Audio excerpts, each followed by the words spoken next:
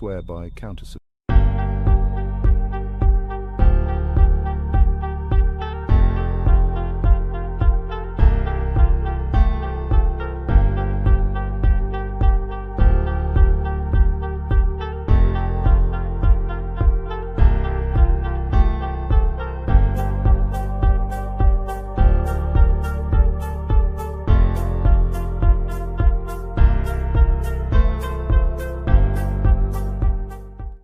Why do 90% of hackers swear by CounterSurveil? Why do 90% of hackers swear by CounterSurveil? Let's dive in and find out. In the labyrinthine world of cyberspace, every click leaves a trace. But with CounterSurveil, you become the unseen. Our podcast takes you deep into the heart of hacking, where firewalls crumble and secrets unravel. From white hat heroes to shadowy code warriors, we cover the spectrum. Join us on Iron Geek, your portal to mastering the art of stealth and strategy. Discover the tools, the tricks, and the tales that define the modern hacker. Tune in and transform from a curious novice into a digital legend. This is CounterSurveil. Unmask the unknown. Tune into the sound waves, secrets of the dark maze, dark codes in the nighttime, information, gold lines. We're free in the spotlight, chatting through the late night. Smart contracts are lying, auditing, they're defying. CounterSurveil in my ear, security we engineer. Learn the truth, don't disappear. CounterSurveil, we're right here. Crypto dreams and data streams. Listen close, it's closer than it seems. Fix the flaws, see through the smog. CounterSurveil, join the blog. Hello, and welcome to the CounterSurveil podcast. I am your host, Trez, here with Sledge, the legendary Iron Geek Adrian Crenshaw, Patrick Ryan, and Sheldon DR.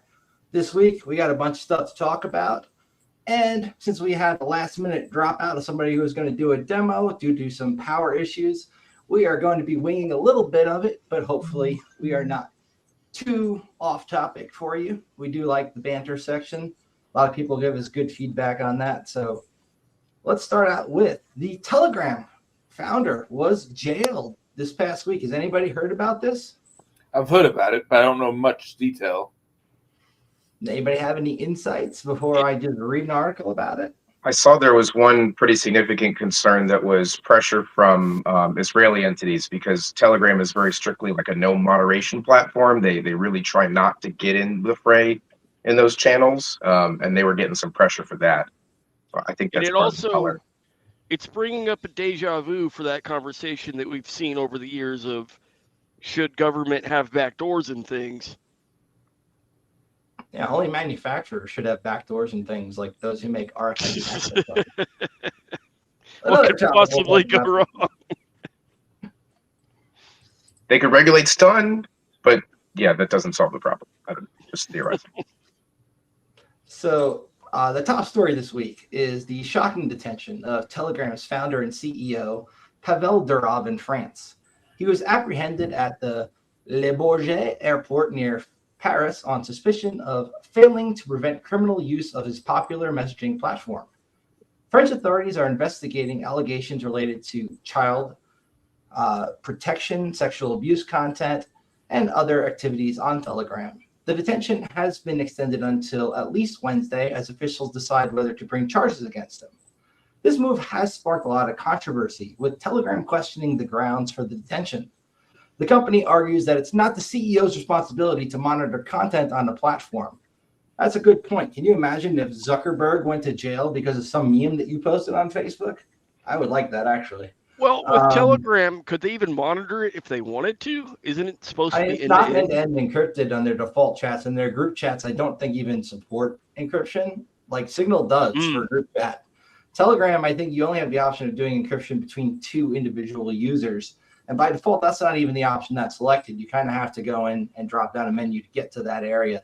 Sheldon, you're nodding. Is that correct? I believe that's accurate, yes. Interesting. I always thought it was end to end fully. Oh, it's definitely not. It's definitely not end to end fully. Absolutely. Yeah, I've had an experience on Telegram where I was having a voice call with someone once, and I have the 4 icons at the top that tells you if there's a man in the middle.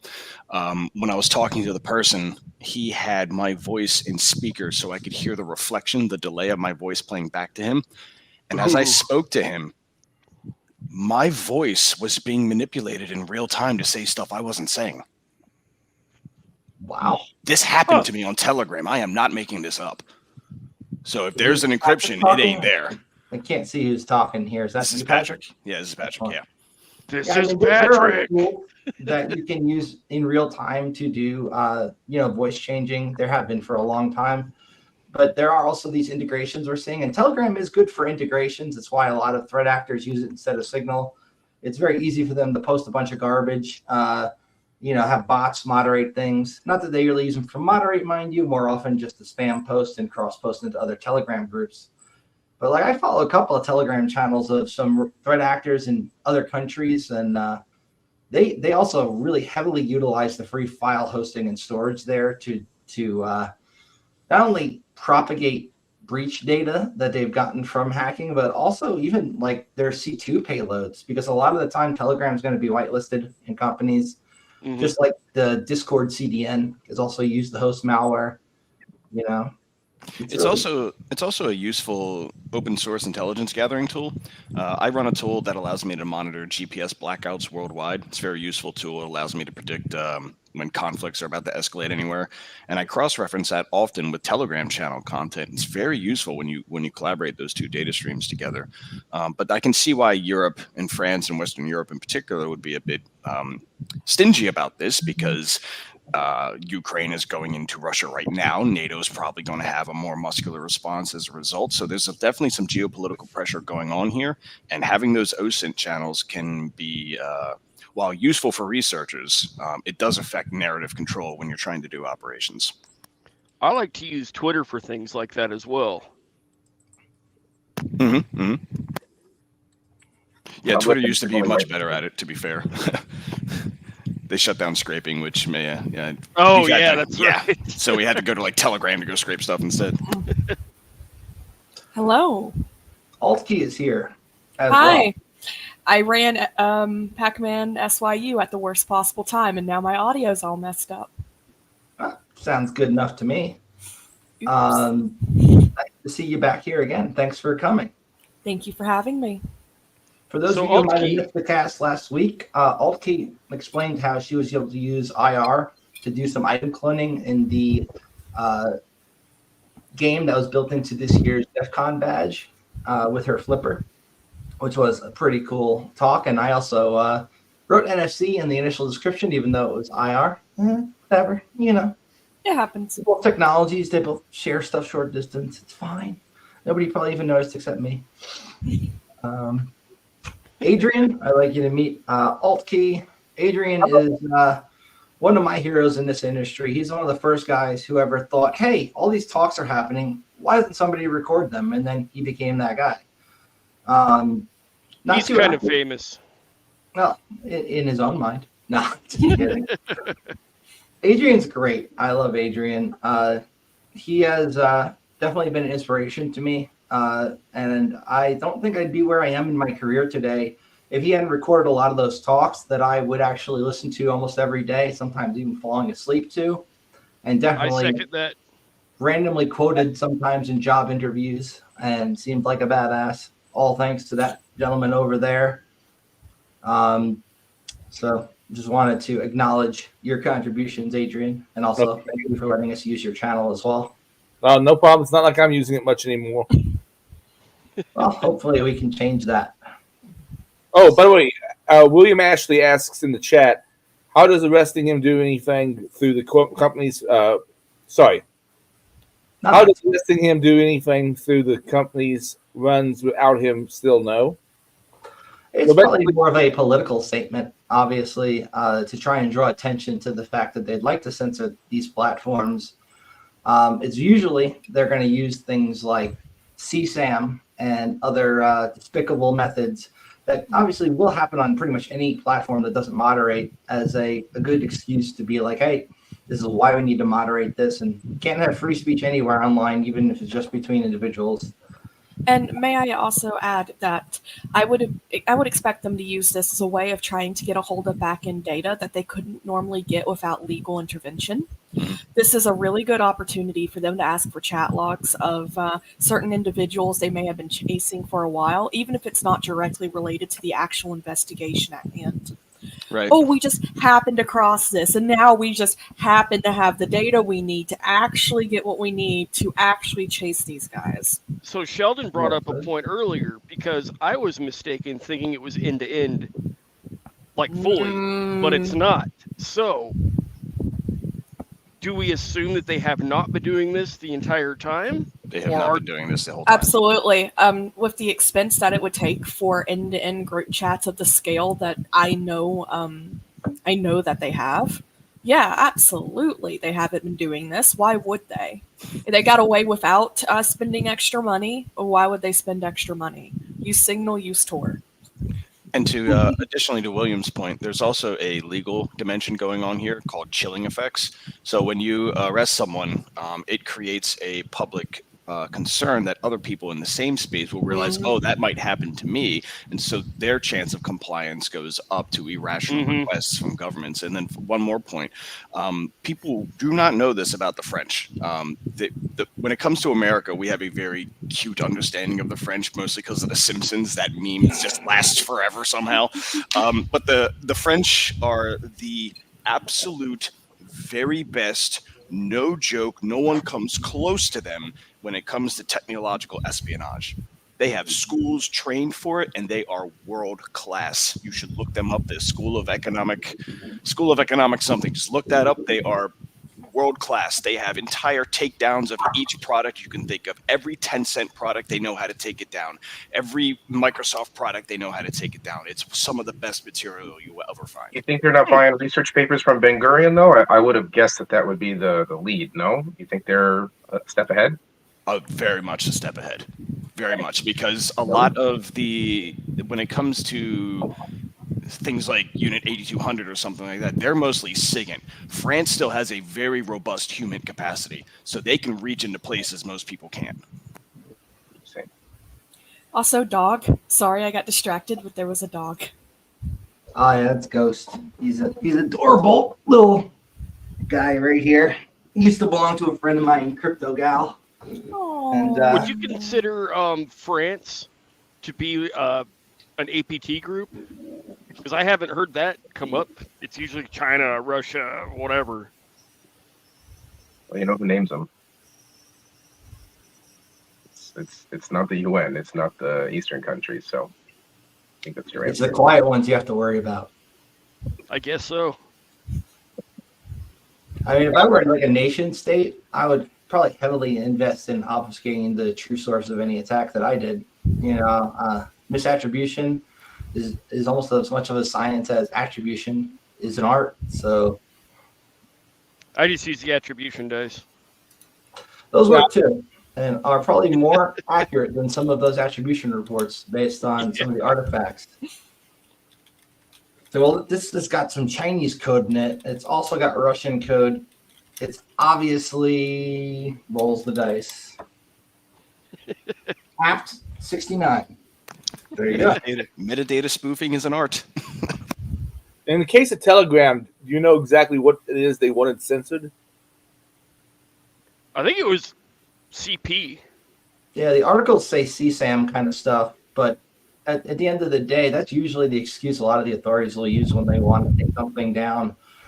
Whether it exists on the platform or not, you know, it's a really good excuse to arrest somebody and keep them detained while they try and build a little bit more of a case. There's an article out today from Haaretz, Israeli newspaper, that said that part of the reasoning that they were pressuring the French to take some action at this opportunity was, you know, soldiers in Gaza that are posting things on Telegram that they shouldn't be posting. You know, they're looking for security controls for that. So just another benefit of an unmoderated, you know, unending group of channels with people just following the content around. They do not want people to be able to do citizen journalism. It's scary to a lot of these people in power, in my opinion. Yep. Of course, I could be a bit of a conspiracy theorist. Who knows? You're in good company. Good. So other things to talk about this week. There has been some RFID card backdoors found. Some security researchers have uncovered an alarming backdoor in millions of RFID cards used worldwide, and majority of them used in hotels. These vulnerabilities potentially affect access control systems in numerous organizations and firms. This backdoor will allow you to clone a card from having if you have like two cards from the same place with the same site code, you can clone these and make a MasterCard that can open any of the doors in that place. So not the best thing if you're like a hotel, somebody can just make key card to any room if they've got two key cards. And you give them two key cards when they check in. So this discovery underscores the importance of like regularly auditing and updating security systems, which a lot of companies say they do, but don't necessarily do until something like this happens. So a lot of times we think these things are safe. Like the hotel safe is not safe. If you've ever seen one of Deviant's talks on that, not to give him any traffic, but there's not things that you might rely on and think are secure might not be out of the box. So sometimes it's best to take a little extra precaution. Does the article go into detail about it? Like, is it going after, I don't know, in my head I'm thinking it's taking a couple cards, mixing it up, figuring out the entropy, or figuring out how to bypass rolling codes based on a pattern or something. Yeah, I'll pull it up and share it on the screen. I just got to make sure I don't have anything else on my screen that shouldn't be shared first. So just give me a minute or two for that. Also from the chat, hi Hollow. Hi. Good to see you. Okay, I got the article. I'm going to maximize this screen. I have to freaking switch computers for this. Okay, present, and then share screen, and then entire screen. And we're going to go with the screen I'm currently looking at. And so we're going to minimize, then go over to this computer, then maximize, then hit F12, which is the wrong key. I think it's F8. 11. 11, one of those keys. There we go. Alt F4. Oh yeah, that one I'll fall for. That was back in the IRC days. We used to tell people to do that. It was like, how do I do this? Just hold down the Alt key and hit F4. So where the fuck did the article go? You're doing great. Hey, look, we got 1 billion ads and no article on this page. Thank you, Security Week. This is totally what I wanted to share. Maybe Alt back. There we go. Thank you kindly. So, French security services firm CounterSurveil has made an eye-popping discovery. Those French in the news twice this week. Of course, they're French. Why do you think they have this ridiculous Suffering blue? Significant backdoor in millions of contactless cards. Manufactured by Shanghai, need we say more, Fudan Electronics Group, a leading manufacturer in China. Documented in a research paper by Quarks Lab researcher Philippe Théouen, allows the instantaneous cloning of RFID smart cards used to open office and hotel rooms around the world. According to the article, the backdoor requires just a few minutes of physical proximity to an affected card to conduct the attack. An attacker in a position to carry out a supply chain attack as well could execute instantaneously these kind of attacks, according to his white paper, which I'll open in another tab. He said he discovered the backdoor while conducting security experiments on the MyFair Classic card family that is widely deployed in public transportation and the hospitality industry. The MyFair Classic family card, launched in '94 by Philips, are widely used and subject to numerous attacks over the years. security vulnerabilities that allow card-only attacks, attacks requiring access to a card but not the corresponding reader, are particularly concerning as they may enable attackers to clone cards or read and write content just by having physical proximity for a few minutes. Yada, yada, yada, yada. In 2020, the variant of this card was released by them, leading to an unlicensed So it's My Fair Classic. Compatible chips. They noted that various features of specific countermeasures designed to thwart all known card-only attacks has gradually gained market share. I would say it's been more than gradual after, say, the Proxmark came out and then the Flipper Zero. Pretty much every hacker is now fairly aware that RFID cards can be easily cloned. If there's a POC for this, we have the technology to do it. Yeah. I mean, the Flipper itself has been pretty good at emulating the card, so you don't even need another one to write to. The place I used to live, I actually had cloned my access card and would use my Flipper to get into my building, and ended up giving Sled the real one, which he never gave back. I might know a guy that kind of helped people using his Flipper to get into the community pool. Hey, the pool is closed. Didn't you get the memo? I may or may not have been banned from my own apartment complex's pool for doing that. So they also discovered a similar backdoor protected with another key in the previous card generation. Wait, when they say backdoor, is that intentional? Well, I would have to read the paper to answer that question. Yeah. Just a good question. Speculation here. But, The paper is linked in here if anybody wants to bring it up and read it on their own. This backdoor enables any entity with knowledge of it to compromise all user-defined keys on the card, even when fully diversified, simply by accessing the card. Check their infrastructure. So, look, it's always been fairly, if you have the card, you can usually clone it. Some of them are more difficult than others. Like, you have to leave the Flipper on it for like 3 minutes for some of these hotel room cards, and then you also sometimes need to also put it in front of the reader for the room if you want it to work properly and like get both of them. But generally, if you have physical access, it's and you have the right skills and tools, it's only a matter of time. But now that they have lowered the barrier of entry yet again for people who want to do bad things with access control, we have to remind people what Tool says about any lock is really just a delay mechanism. So there you go. Locks keep honest people honest. When I read stuff like this, I often wonder if there is some type of replacement on the horizon, and this is acting as like sponsored content. So the idea that, hey, these cards are being hacked, looks like we're going to have to switch over to biometric locks instead. Good point. I mean, from a solution perspective, you're still going to see it fall down, right? Like I lived in an apartment in Miami not long ago where they switched to biometric. They stopped accepting the was it 125 megahertz fob?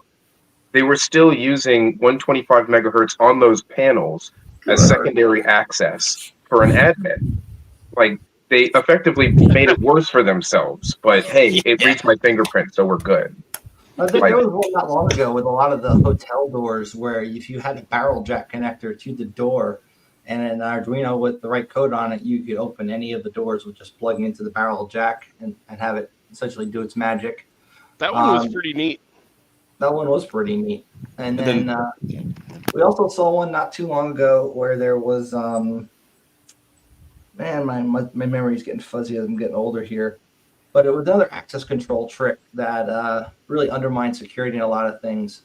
I saw one instance of this happen where, like you, my property that I used to live at mandated everybody get these new RFID EL doors that were supposed to be super, super secure.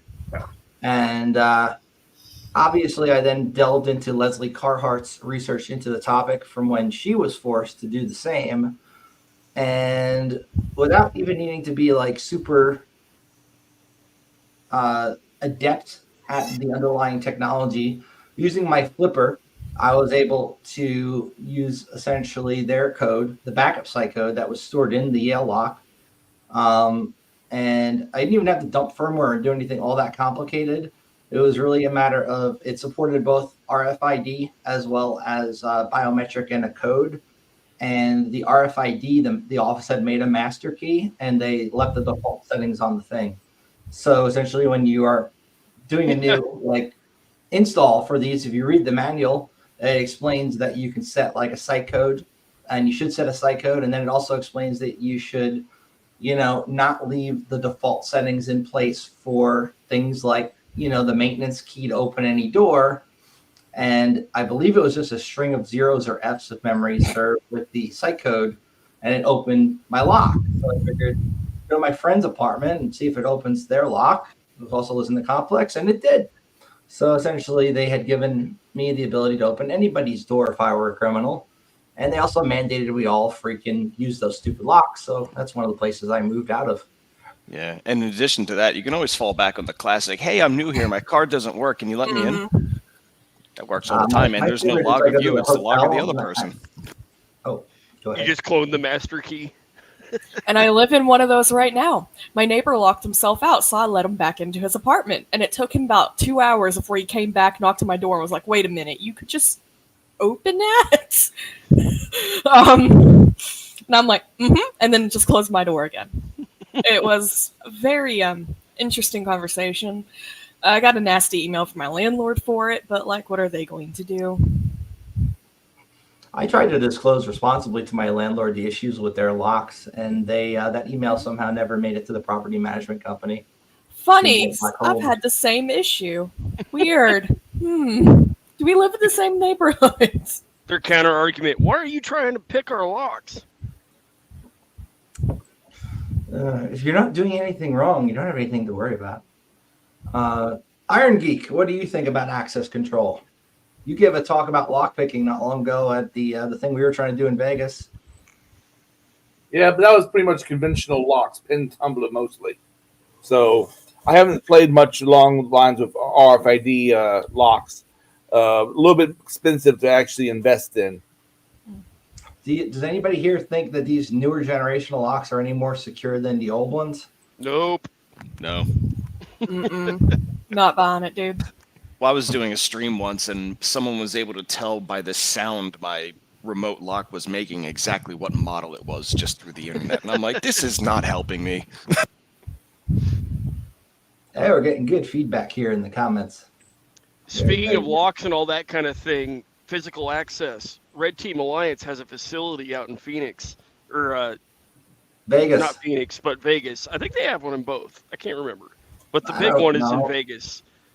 And they did a breakout, like a reverse escape room.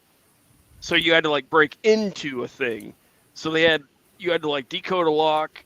They had a lock cutter there. You had to cut your own locks, deal with electronic locks, cameras, hot wire, keep a computer on, hot wire it, keep power to it, move things around. It was pretty freaking cool.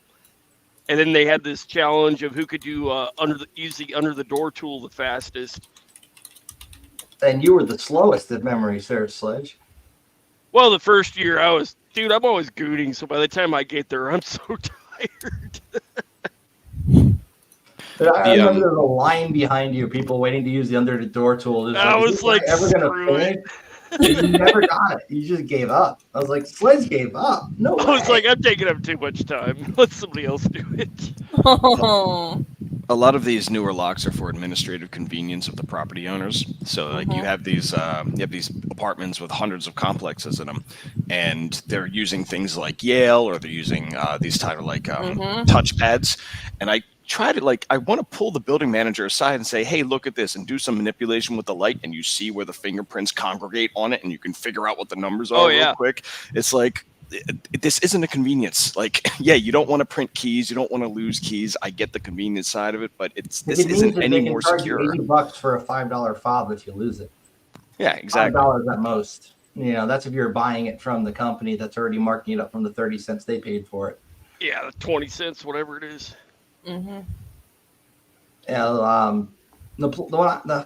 the specific brand of MyFair that the property I used to live at used was this one called Salto Inspired Access. and their system go down one day. I swear I had nothing to do with it. I wasn't even home at the time, but their whole system went down, and nobody could get into shit around the whole place. People could still get into their individual apartments if they get into that building, but all the doors to those buildings were locked. So people were just keeping the doors propped open with like cardboard and whatever else they could find. Definitely a crazy day, and totally could have been avoided if perhaps they had backed up their database before making whatever change. Because I did inquire about it because I'm a security geek, and I was like, hey, what the hell happened? Well, why is the access control system down? And don't you guys have any like measures for this? Another time my fob just stopped working, but it would work on some doors and not others. And it was interesting seeing that some of these battery doors actually have the credentials read off of the thing to verify instead of the ones that are direct connected, and the whole way that they're interconnected and how they play off each other. Because those battery ones don't actually talk to the rest of the system. And so that might leave those open to certain kind of attacks. You know, did those battery ones have a mechanical way in case the battery died? Like a keyway or something in case the battery dies. I mean, it's called a hammer. You knock the door down. I mean, you can use percussive maintenance on anything. But you don't have to bump it. It doesn't have to just be violence, you know. but violence is fun. It's therapeutic. I got kicked out of a certain arcade in Portland after realizing that they were doing stored value on their cards that you would use to play the video games, essentially. And they hadn't upgraded to NFC or anything so cool. They were still using Magstripe. And I happen to have a Magstripe reader and writer, which are fairly cheap nowadays. It's not like in the beginning when, they cost a bit of money. And I had to make my own in college. Same. First thing I had tried was I saw like a number. I thought maybe that number corresponded to a database that they had. So I tried an increment attack, and that didn't work. And then I realized the last couple of values on that card seemed to correspond to the amount of money on the card. So I just tried changing those and then ended up with a card that had 9999999 credits on it. And I was playing video games all day until somebody came by and asked how come I hadn't had to re-up my card. And I didn't disclose what I had done, but they were very suspicious, seeing like mostly empty place. One guy in there just playing games all day, and his card not going to put any more money in anything. So they asked me for my card, and I refused to give it to them, and then they trespassed me. I'm not going to hand over evidence. I'm not retarded. I might know a guy that may or may not have figured something out about that with the Wendy's gift cards that said it was your birthday. He may or may not have said it was his birthday every day.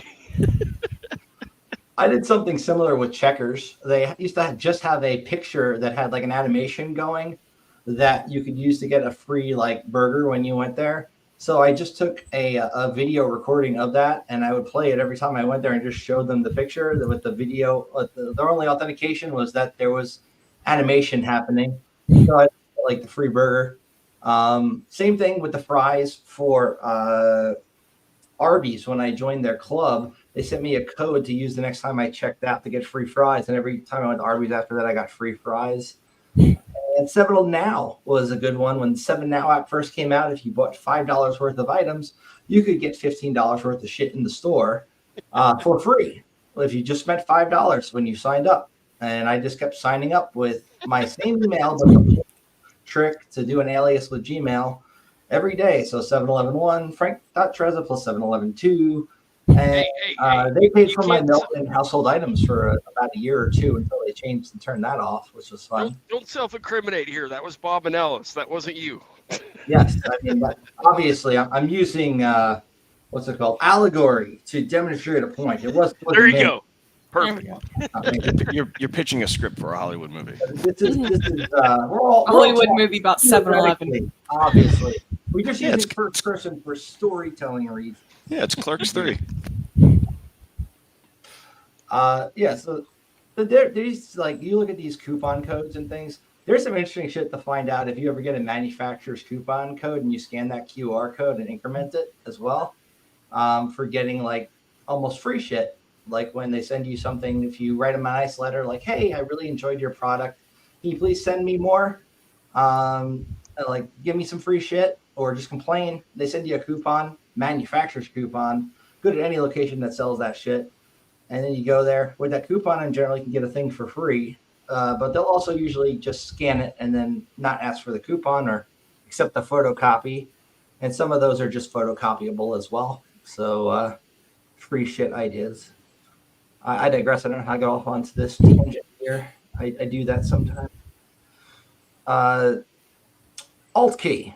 Mm-hmm. What made you think of screwing around with RFID, IR on the badge when you were at DEF CON? Well, first of all, I was several drinks in because it was DEF CON. That's how every good story starts. And I don't know. I was messing around with it, and this was before they had the patch. So this was before save states actually worked on the badge. And I got really tired of waiting in line, playing the game, getting like 2 or 3 items, and then going, what do you mean it reset on me? I left it like the way it was before. Oh my god. What do you mean it didn't save? And then because save states didn't work, I saved the only way I could, which was get data off the device and onto something a little more trustworthy. IR was a way to do it simply because I hadn't seen anyone else mess with the IR. I knew that the Game Boy Color ROM did have IR functionality, and I'm like, wonder what would happen if that's how it sends. Okay. And then it kind of became, I tried it, tested my badge. Wait, why did this mess up my badge? I wonder if I can use it to mess with other people.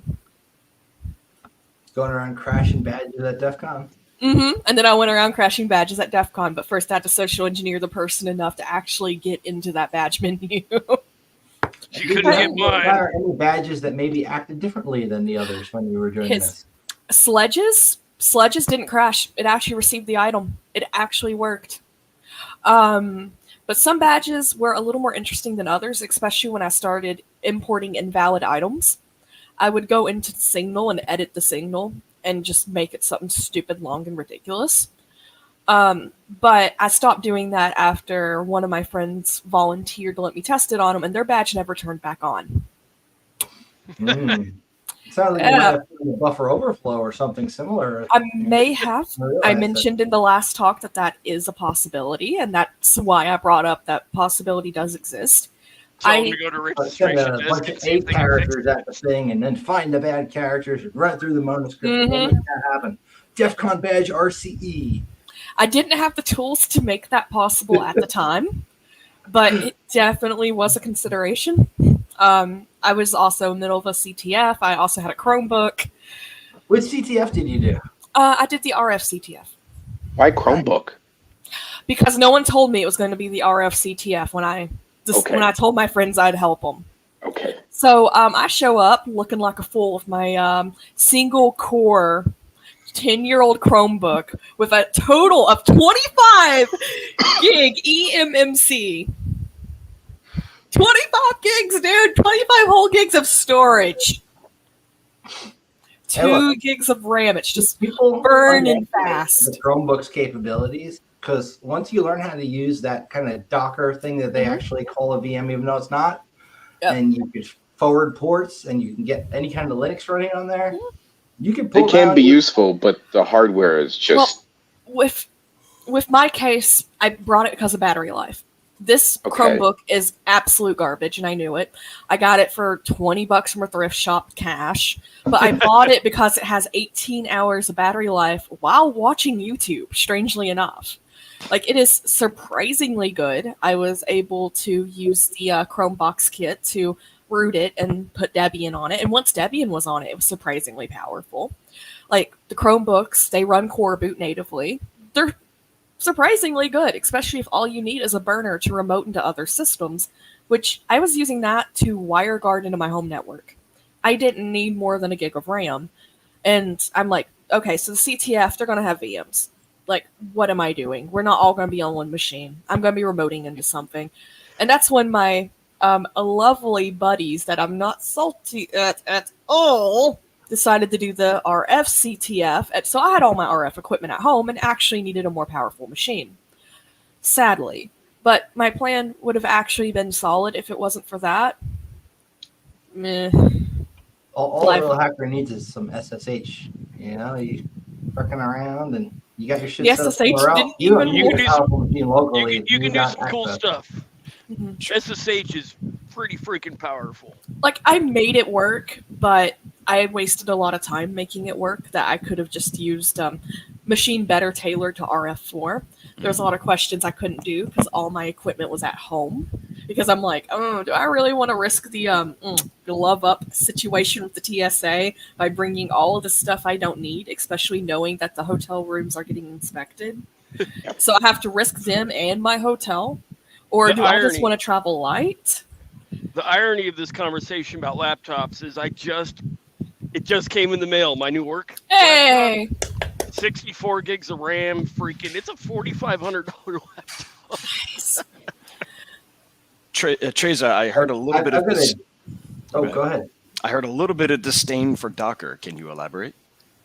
Docker networking is a pain in the ass. It is a pain in the ass. I agree. Okay, yeah. Yeah. Valid. There is one trick I've used with Docker that I've never seen anybody do, and I really like it. So you get a machine with a decent amount of gigs on it, 32 gigs of RAM, whatever. And what you do is you get a very thin build, whatever your OS is, very thin Alpine, and you get Apache Bench, and you get Tor socks. And what you have is you will have the ability to spin up a unique IP address on Tor for 2 gigs of RAM. And so you just spam all your daemons, you get multiple instances of Docker running, and you can have 50 IPs on a single machine.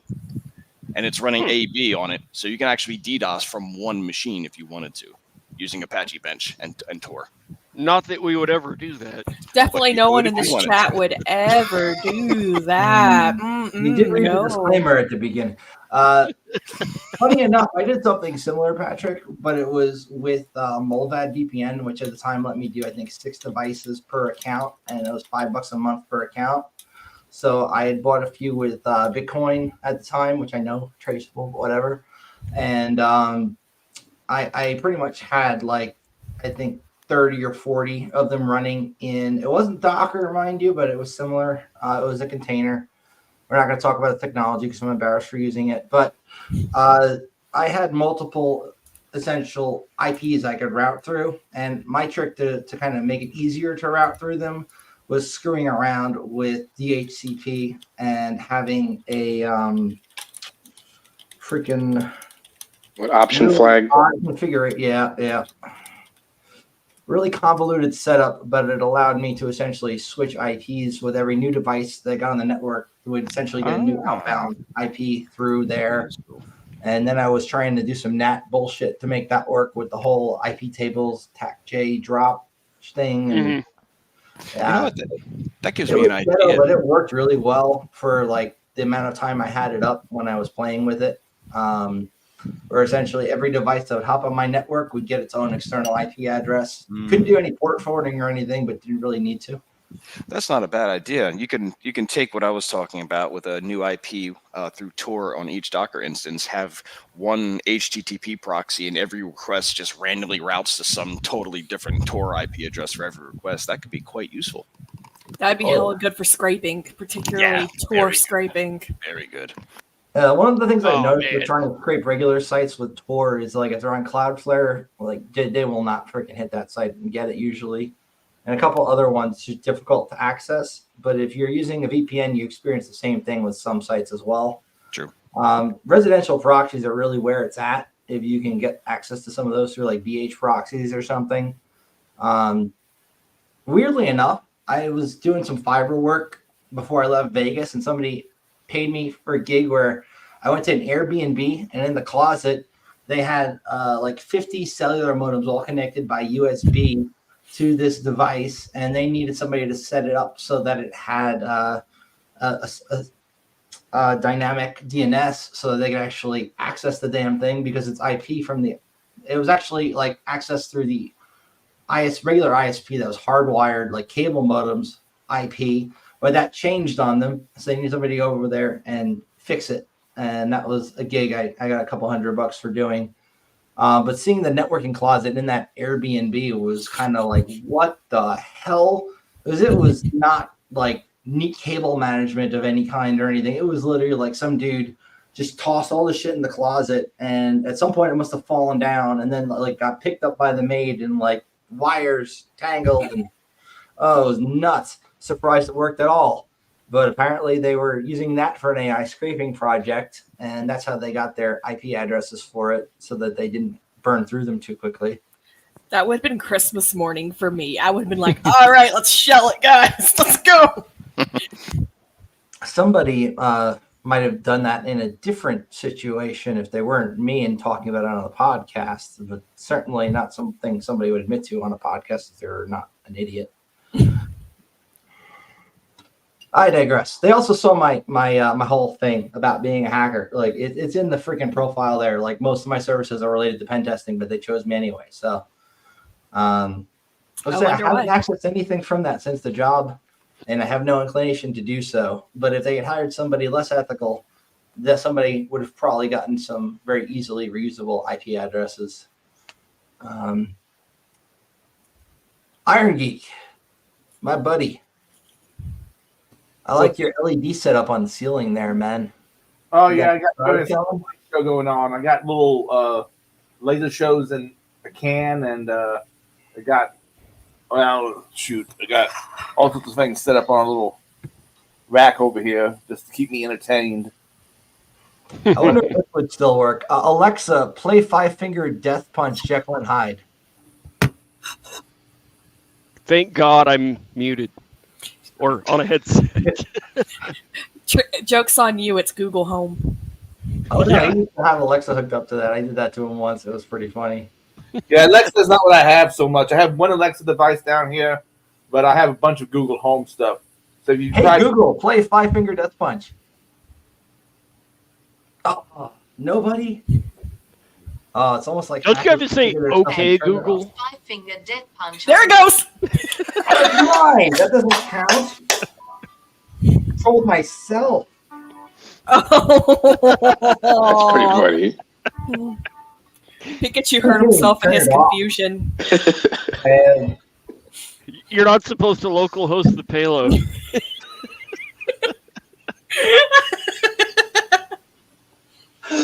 Oh, it's happened far too many times too. I ever tell you about one of my first pen tests when I thought I was like way more badass than I was, and I went to go do some freaking ARP spoofing, but set the gateway to my home network's gateway instead of and another traffic to get out to the internet, and we just used that as a finding after they had to reboot all the switches. But yeah, somebody could do this kind of attack where none of your traffic can route to the internet. It's totally what we meant to do, and not I fucked up the gateway when I was trying to configure my tools there. So I think we've all been there. We've all done something horribly regrettable during a pen test at least once. Well, but in that a subnet that's specifically for printers at a corporation and watch thousands of pages get printed out. I was going to say that. You know that box at Nessus that you can uncheck that says scan printers? Don't do that. We were doing a physical, like, on-site pen test, and this old lady comes up to me with a freaking box of pages, and she's like, "Is this you?" And I was like, "No, I don't think so." And then she comes back a little later with another box, and I start looking at the text, and it's just random garbage that Nessus was throwing at the printer port 9001, 9002. And I was like, "Oh shit, my bad. I'll turn that off real quick." You guys remember when some fan of PewDiePie spammed all the printers on the internet that were open with like "Save PewDiePie" when he was at risk of not being number one on YouTube anymore? Mm-hmm. Yeah. Yep. I don't remember PewDiePie doing something like that. I remember Weave doing something like that.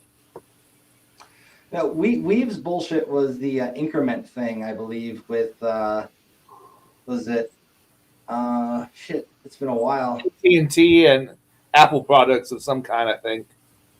I will admit that I did associate with Andrew for a little bit before I really knew who he was, and you know what? Who did? Free pizza involved, and no regrets. But certainly wouldn't associate with them now. Oh boy! No, he did some good stuff back in the day. I really liked what Home homeless hacker did, Six or Adrian Lamo, with the reverse proxies that corporations had misconfigured to use them to get into their network instead of out from their network. That was some interesting shit back in the day. And then somebody got in trouble. It might have been Weave or somebody else for incrementing. Essentially, it was like an IDOR, but if you had pulled up your account information, like AT&T or Verizon, one of them, and you were like authenticated, even the address bar up there for like account ID equals, and he just implemented it and started like capturing screenshots of that, and it would keep going to everybody else's account. Your mic is dead. Yeah, a little I was fuzzy. trying to be subtle, dude, but your mic sounded like it was filtered through the back end of that reverse proxy. Say that last sentence again. Can you hear me now? Is this any better? It sounded like No. you got too far away from a mic. Or you have two microphones running at the same time. Or Yeah. that. I'll work on my audio. You guys talk for a little bit. Stalling. I can absolutely stall with r/the most delusional job description I've seen in a while. If anyone would like to see Burb Suite Pro. Yeah, go for it. All right. 1 second. Let me get it up on my Verb as B-U-R-B. Yes, Burb. They wanted experience in Burb Suite. 1 second. Let me pull that up for you. Give me because, 5 minutes. I'll whip out a certification for that. Oh, They even also. better. We could hex edit Burp Suite and make it say Burb Suite and then say that we wrote it. And then What they say- don't Exactly. realize is Burb Suite is way, way too high of a clearance for me. You see, that's how they control the government drones, also known as Burbs. That's how you order them to go on a line to recharge, and I'm not allowed to touch that kind of software. Hey, burbs aren't real anyways, so. Exactly. Let me find that real quick. It is in here. Looking. There it is. Also got to get some slightly higher clearance stuff off my screen because y'all do not want to know about my drama. Sure we do. You're not going to share that Fortinet 0 day, are you? It's not Fortinet, but how did you guess 0 day? Crap. Okay, y'all know me too well. Let's stop this. All right. But so the day this, ends in Y. There's going to be a 0 day. This is technically an expired bleed, but I found this because, as you know, I am attempting currently to obtain a job. I am currently in said job market, so I'm currently Hire her. Hire that like lady. save me from this. No, but I'm Give me currently your LinkedIn, or so I can put it up on the screen and people can see it. yeah, absolutely. I'll send that over as soon as I stop sharing my screen. But they want, let's see here, Burb Suite Pro. Check mark. Mandiant. You have to know the tool Mandiant. I know that Mandiant. It greps your Chinese characters in network traffic. Oh yeah, don't forget API and SOAP UI. Ooh, HashiCorp CrowdStrike's not on Vowel. there? Vashi Where's Corp. CrowdStrike? Right. Oh man! HashiCorp. Somebody transcribed this over the phone to a person with missing fingers. It's not just not proofread. It had to be done so fast that you couldn't consider if the words were English. It seems like there should be a T at the end of this. No, HashiVowel. We need HashiVowel. We need that kind of experience. We need Smart Bear, totally. Smart Bear Ready, which is a tool. Totally a tool, just like Mandiant is a tool. That's This not was very a- nice. I know, right? Check. Check mark. I like the Generic. Flex track spelled correctly with the C instead of a K somehow. Yeah. Spelling HashiCorp Vault. That's pretty good. Burb Suite. Burb Suite. Most importantly, Burb Suite. Can't forget the burbs. Can't forget the burbs. Also, my favorite part. They definitely need to hire someone with this skill. My favorite part of this entire thing. Please hire Emphasis someone on with this skill, clearly. guys. Yeah. Like, That should be please. the first bullet point. Absolutely. I like Oh to my put God. GAC instead of in front of OSCP. I would put OSCP first myself. So would like everyone else on the planet, honestly. I wouldn't even have that last one on there despite having it myself. Yeah, That would make it a disqualifier. Yeah, as I say, unless it's the CEH practical, I don't really see where this could be put in the same line as this. Like, these two next to each other was kind of the first red flag reading through here. That is odd. There's a big difference between those two. Yeah. About the only thing that's not a difference is the price tag. They're both too expensive for me. Fire the intern. You know, if you like burb, we can talk later about burb. You know, And then CEH is the greatest cert to get that teaches you all about burb. It's the only way to learn to control the burb suite, which is required for certain clearance levels to control the drones. I mean, birds. You certainly want to look for a burb loader on GitHub. Yep, and just so everyone knows, IPOAC is also how Burb Suite Pro communicates with the burbs. I wonder if there's a crack for Burb Pro. It's totally a real protocol, by the way, like 100%. IPOAC was not a joke. You're talking about that one with the pigeons or whatever? Mm-hmm. Yeah. Yeah, that's how Burb Suite Pro communicates with the burbs to tell them it's time to go recharge, is they use IPOAC. Hey, Friends of Sophia has written, check out this crew. Sup, champs. I went to the champs convention. They had lots of free samples, and I was not walking straight for a few days. You have to have great experience for the Burb Suite. But yeah, assuming that's a red team operator role, that list of requirements isn't very stringent. That seems pretty lackluster. Pretty basic. 120 to 150. That's like 20 more than a guy I know who's like really talented is making it right now. That's really kind of makes me sad a little bit. I actually applied for this role, and they made me pass the Indeed a SQL challenge. Had nothing to do with SQL injection. Not a thing. It was SQL syntax.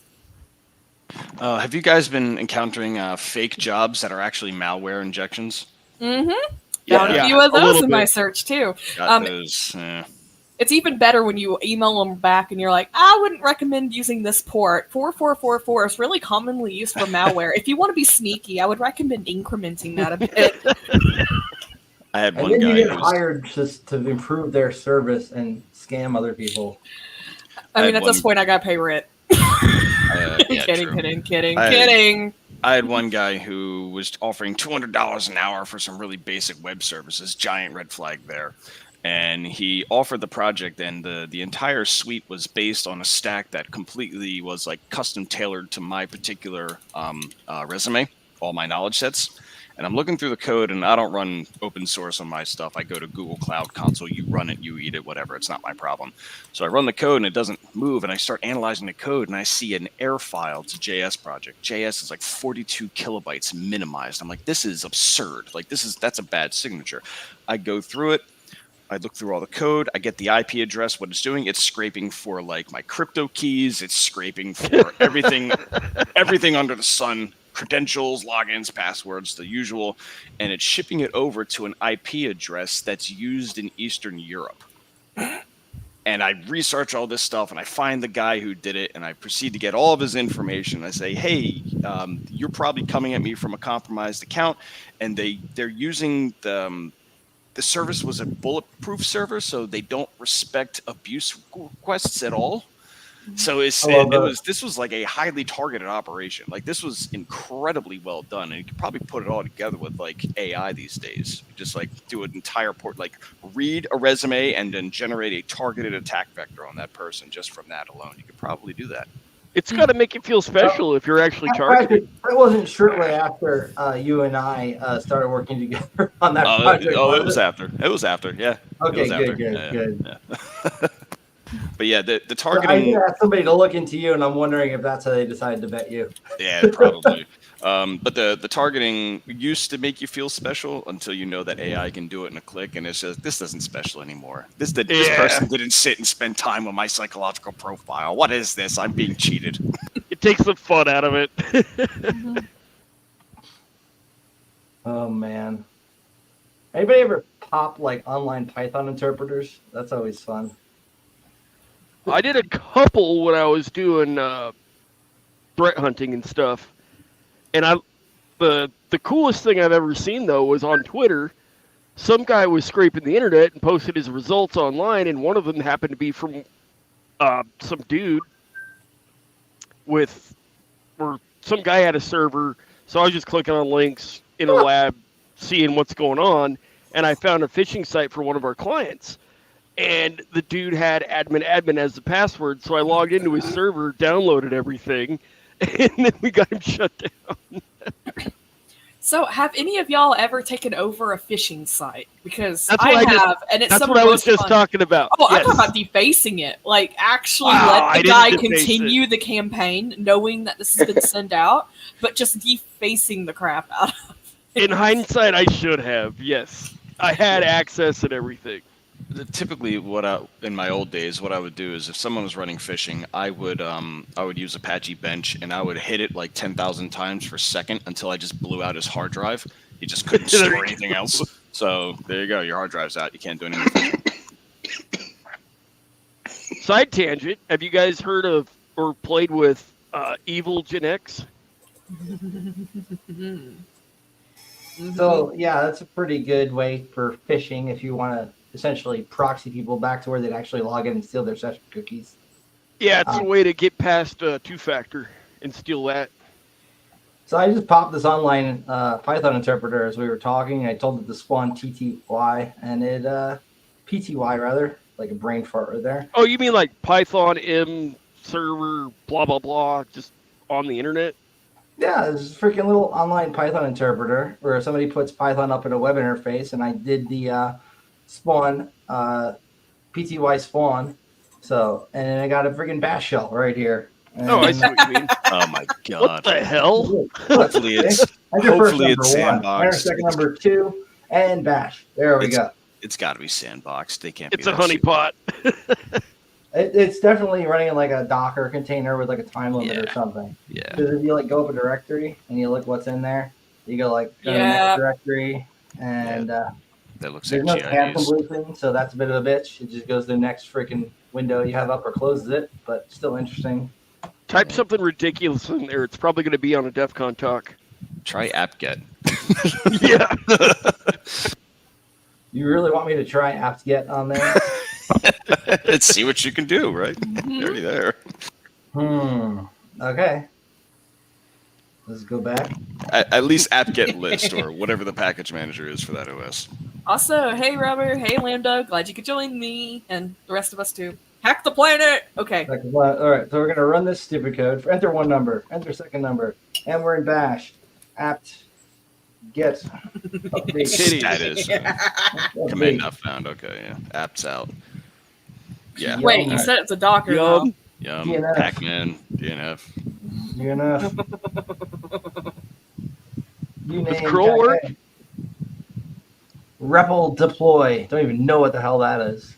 Haven't ever heard of REPL deploy? Debian. It is Debian based. So if it's Debian and there's no apt or apt get, what do you do? Curl. Curl. W Curl them get. something I real was gonna say get or interesting. curl. They might not even have curl. It might be just W get. Yeah. It's got an IP address. Seems to have basic POSIX support. Interesting. It is. It's got an internal IP too on /32. Wonder if you can ping other things on that subnet. You're probably logged into a freaking TV or something. Yeah, so one thing I've noticed, there's one really cool service called StackBlizz. It's an IDE, but like social IDE. So it's VS Code in the browser, and it integrates with GitHub, and it's a really cool way to like fix bugs on projects. What they did is they wrote a POSIX shell in WebAssembly, and it runs right there in the browser. So it has support for all the commands you were doing. Is that even like sending commands back to a virtual terminal, or is that like a POSIX running in browser? Sounds local. I don't know. Not sure. It's a good question. Can't answer it based on the info I got. Yeah. You have to send a It's link. probably I'm jail, curious. whatever it is. It's probably running in like a Docker container on some stupid nonsense. You know what's fun? You ever pay for Vivek's stuff? I don't really like Vivek, mind you.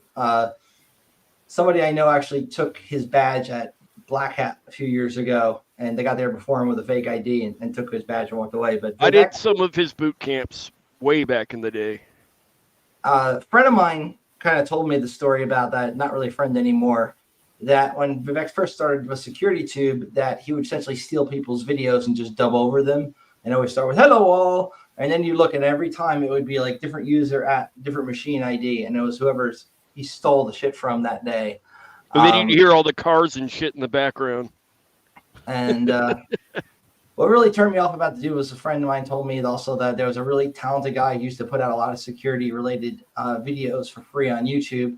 And Vivek stole a bunch of his content, put it on SecurityTube. And then, when he asked for him to take it down, told him, like, what are you going to do? Sue me? You're not my country, stuff like that. And was really rude to him. And the guy ended up quitting InfoSec and working at a Walmart. So it bothers me when that kind of shit happens. But at the same time, he threw up a paid training that you can go and access where it will spawn virtual machines in an environment for you. And you access those through, in the website itself, it was Guacamole, which is like VNC tied to shit. And a lot of those machines that will spawn up, it's meant to do that one exercise, but it'll stay up as long as you keep it up. So started exploring that a little bit, and let's just say it's not very secure for somebody running a pen test class to be putting live machines embedded into web pages for pen testers to practice on that can talk to the internet, because that could be somebody's entire C2 framework if they really wanted it to be. Did it have timeouts or anything? Like, can you just leave it up indefinitely? So I believe the web page itself would control the timeout, but it was a Guacamole window. So what you could do is spawn tmux and then netcat it to another machine. And then when that web page would timeout, you'd still have a shell on the box. Something similar I noted with the really cool and very cheap training that they offer for the Cyber Plumber's Handbook, which is designed to teach you SSH tunneling.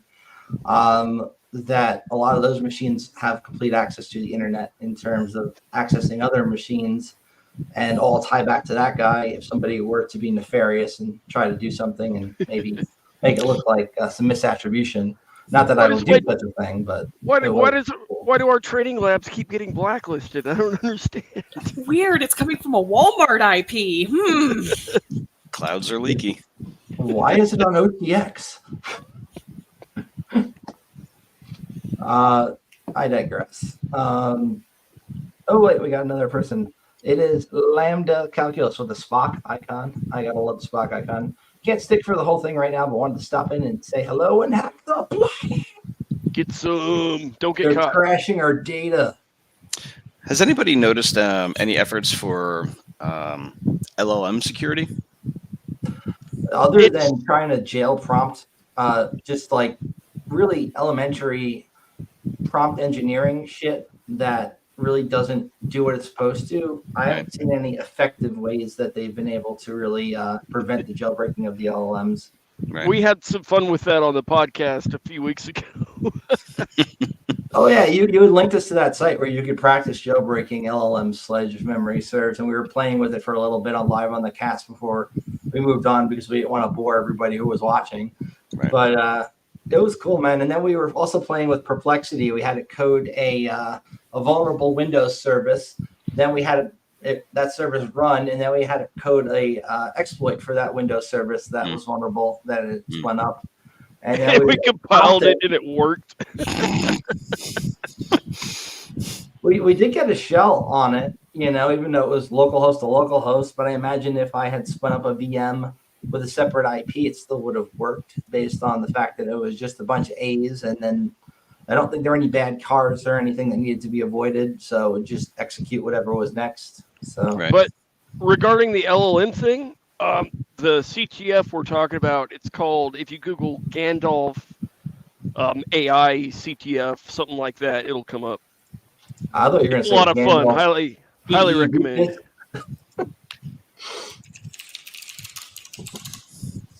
Oh, look, somebody's looking up right now. I heard the keyboard. And I have that NSA tool to reverse the keyboards based on the typing that I hear. Yeah. The ant catalog. A friend of I can mine, tell the first click engineer. sounds. Clickety clickety. Clickety clickety. Those side channel attacks are pretty impressive. Some of them used to be like they could just read off CRT and like you could maybe see what somebody's CRT just from the interference. But Man. now that one's for like HDMI and really creepy shit, man. Is like, Dude, I've got an electrical engineer background and ham radio, stuff like that. When I first started getting into cybersecurity, the most interesting book I've ever seen was Silence on the Wire. And it was all of those side channel attacks. Like, I'm reading it like, holy crap, I could probably actually pull this off. yeah. Patrick, you know anything about side channel attacks that you're allowed to share? I have not jumped in that space in a long time, so I'm not kept abreast of what's been developed. What's the newest innovations in that domain? Most recent ones I heard are some of this vector-based CPU attacks that can be executed like near the computer, still require like physical, like close proximity. Some cool ones Red Balloon did with bit banging GPIO ports that you can't see on printers through regular print spooling to exfiltrate data through walls was kind of neat. There was that one, though, that just came out where you can use electromagnetic waves looking at an HDMI cable, running that through AI, and it could see everything you're doing. Yep, that is really cool shit. Another neat one was bit banging a cheap either ESP or Arduino device to get it to transmit chirp so that you could interact with LoRa devices despite it not having a LoRa radio on the thing. Because, you know, LoRa is pretty versatile and it was able, from memory, if my memory is accurate here, to actually communicate with other devices like it and also regular LoRa devices. Not that you could put Meshtastic on it, mind you, but it was still neat to be able to get a device that doesn't have that radio to do it just through bit banging. But I believe it was transmit only, not receive. Although you could probably use an SDR for the receive and maybe make a cheaper LoRa device or find something like that. I think it's going to be really cool when we get the price of these Meshtastic devices super cheap that we can just afford to drop them everywhere. Because then we can just have these nice little radio networks that we can spin up everywhere that are working on the ISM band, and you have encrypted comms going through them and can do all sorts of shit like ATAC. ATAC's kind of cool if you want to plot where somebody is on a map and share that with other people on the network. I didn't look into it, but I saw a headline this morning about a 0 day for Meshtastic. You got to send me that shit. Go through your guide. I want to. I'm gonna have to find it again. It seemed pretty interesting. Hopefully it's for the Android app and not for the code on the devices, because I have a few of those devices in places that are going to be hard to access again. Yeah. You need to send me that, by the way. I need to send it to you? You're the one who found the article. No, I mean, you were going to send me a Meshtastic device. I am still going to send you a Meshtastic device, but now it's going to be reminding you. One. So that everybody could see.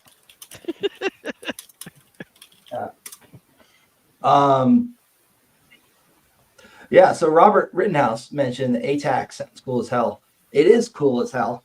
And it also supports some cool features that are not built into the default Meshtastic when you're using it and have it configured properly with the Meshtastic app, where you can actually share like little files, usually like a JPEG or something that's not too big, because obviously it's slower than a 56K modem. And you remember how long it took to download porn on a 56K modem.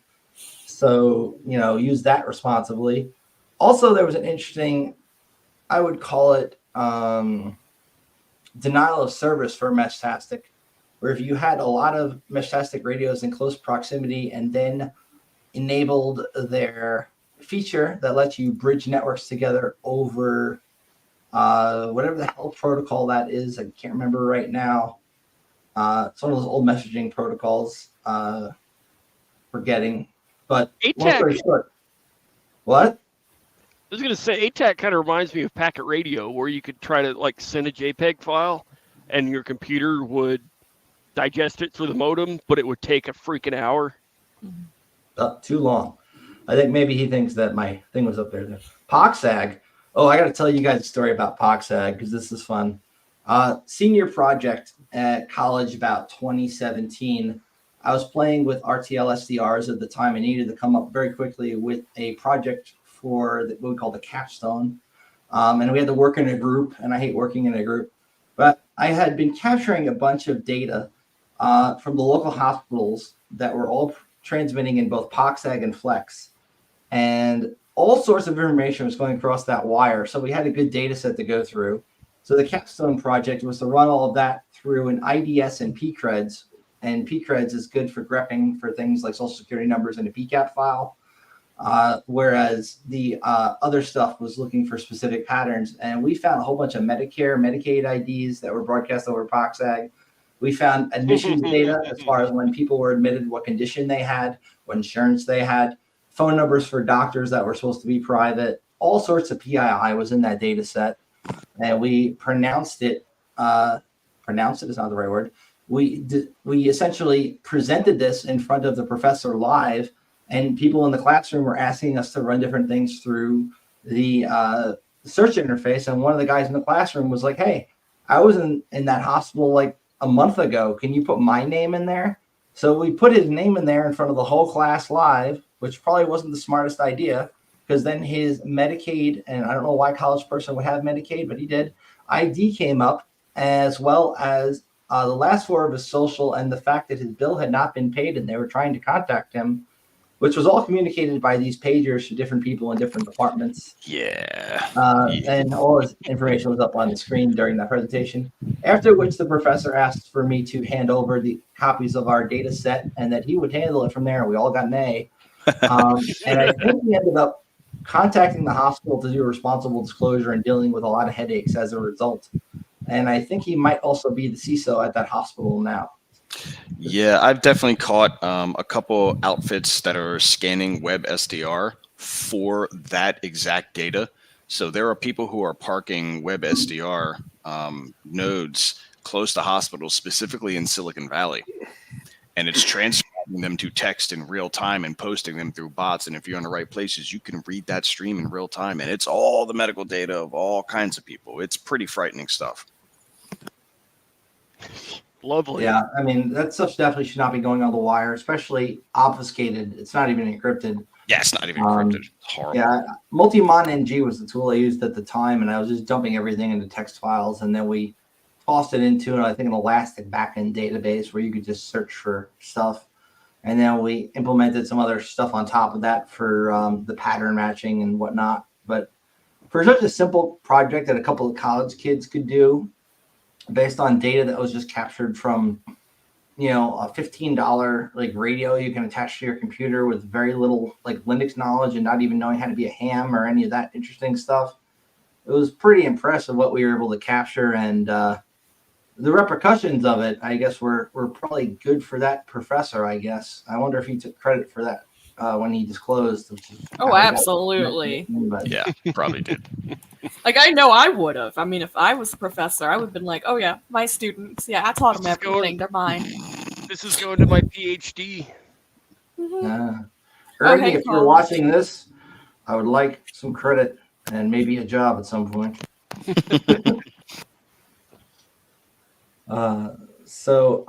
Other stuff in the news this week. Has anybody read any interesting InfoSec articles or anything that really piqued their interest above the regular noise?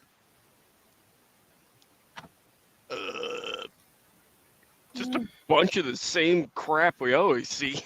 Yeah. It's the next week. You could literally write some of these articles weeks in advance. Another Google Day has surfaced. 0 Day has surfaced. Google Day. Roll the attribution dice. Use that.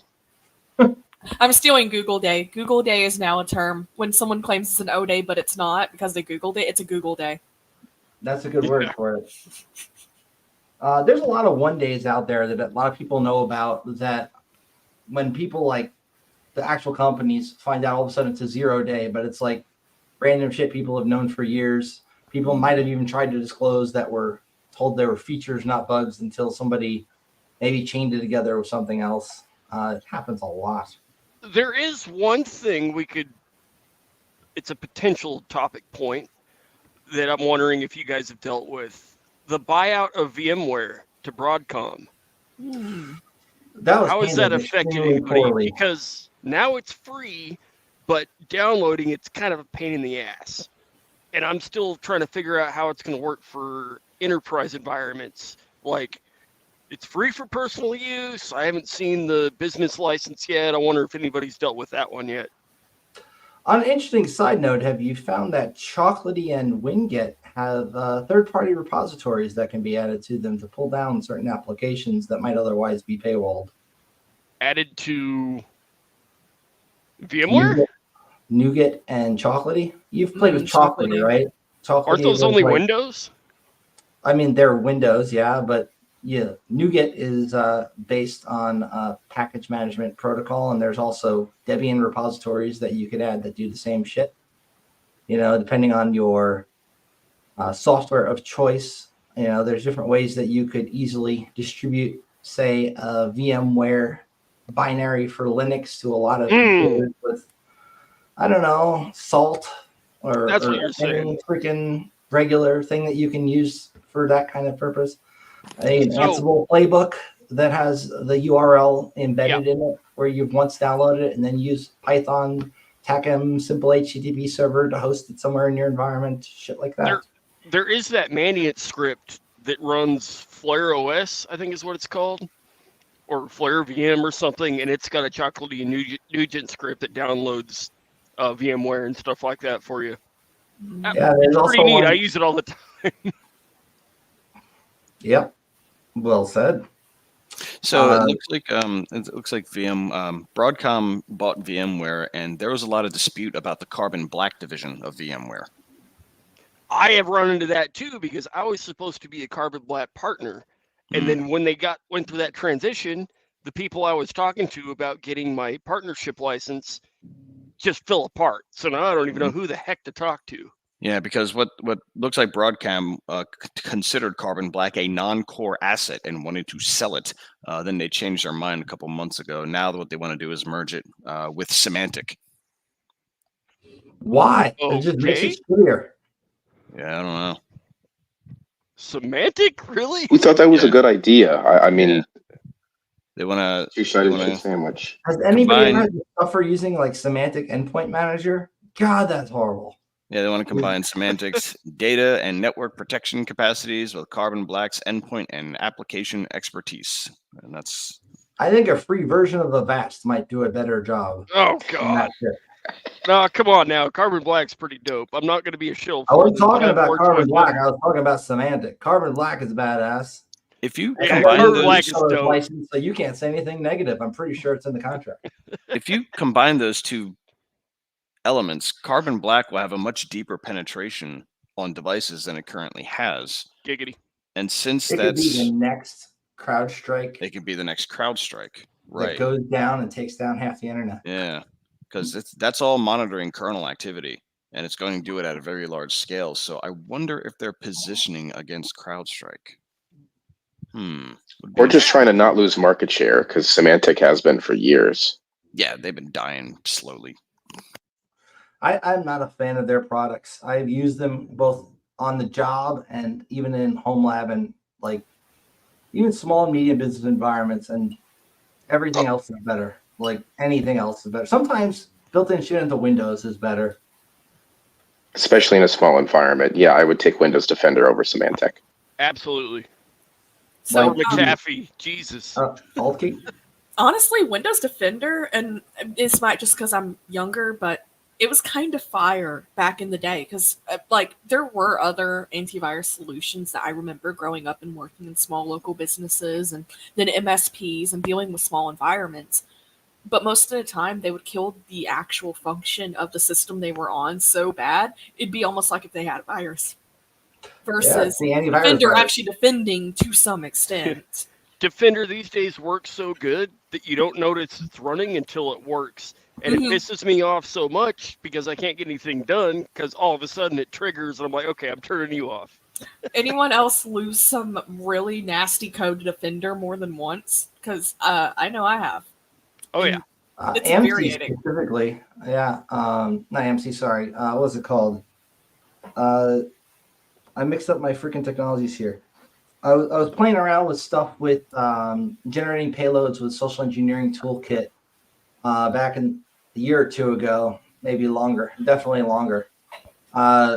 And Windows kept eating them as I tried to deploy them. So then I was playing around with that tool that Kennedy put out called Unicorn, which has like Unicorn's dope. application to it. And those would get past it for a bit. But the more I generated, I was using the Shikata Ganai encoding, and it just started picking up on that one all the time, regardless of how much obfuscation was put in there. And that was annoying. And then it was pretty much hitting GitHub and begging Relic to update Unicorn so that it would work again, and waiting for him to do that because I didn't have the skills to fix it yet. I think he gave a talk on how to fix that. Yeah, he did. To like manually go in there and just randomly do something that they're not going to pick up on. Yep. And those techniques are now in the Obsidian notebook that I've got somewhere, but back then didn't have it. And one of these pieces of Windows just kept freaking getting it. And it wasn't Defender. It was like the, I forget what it's called, but it's one of those underlying things that like it wouldn't even trigger Defender detection. The code would just not run and get deleted. And I'm like, what the hell? It was like anti-malware service module or something like that.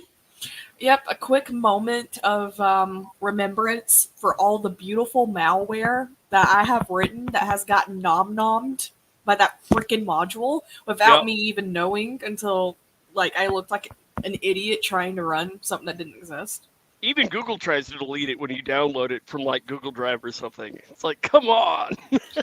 That's why Mega still is gonna have market share. And that's why I'm moving. That's why I moved everything to Nextcloud too. Same. Somebody from a local college in Nevada was kind enough to clone a copy of the VX Underground drive for me, but did so on a Windows box. Sweet. Oh.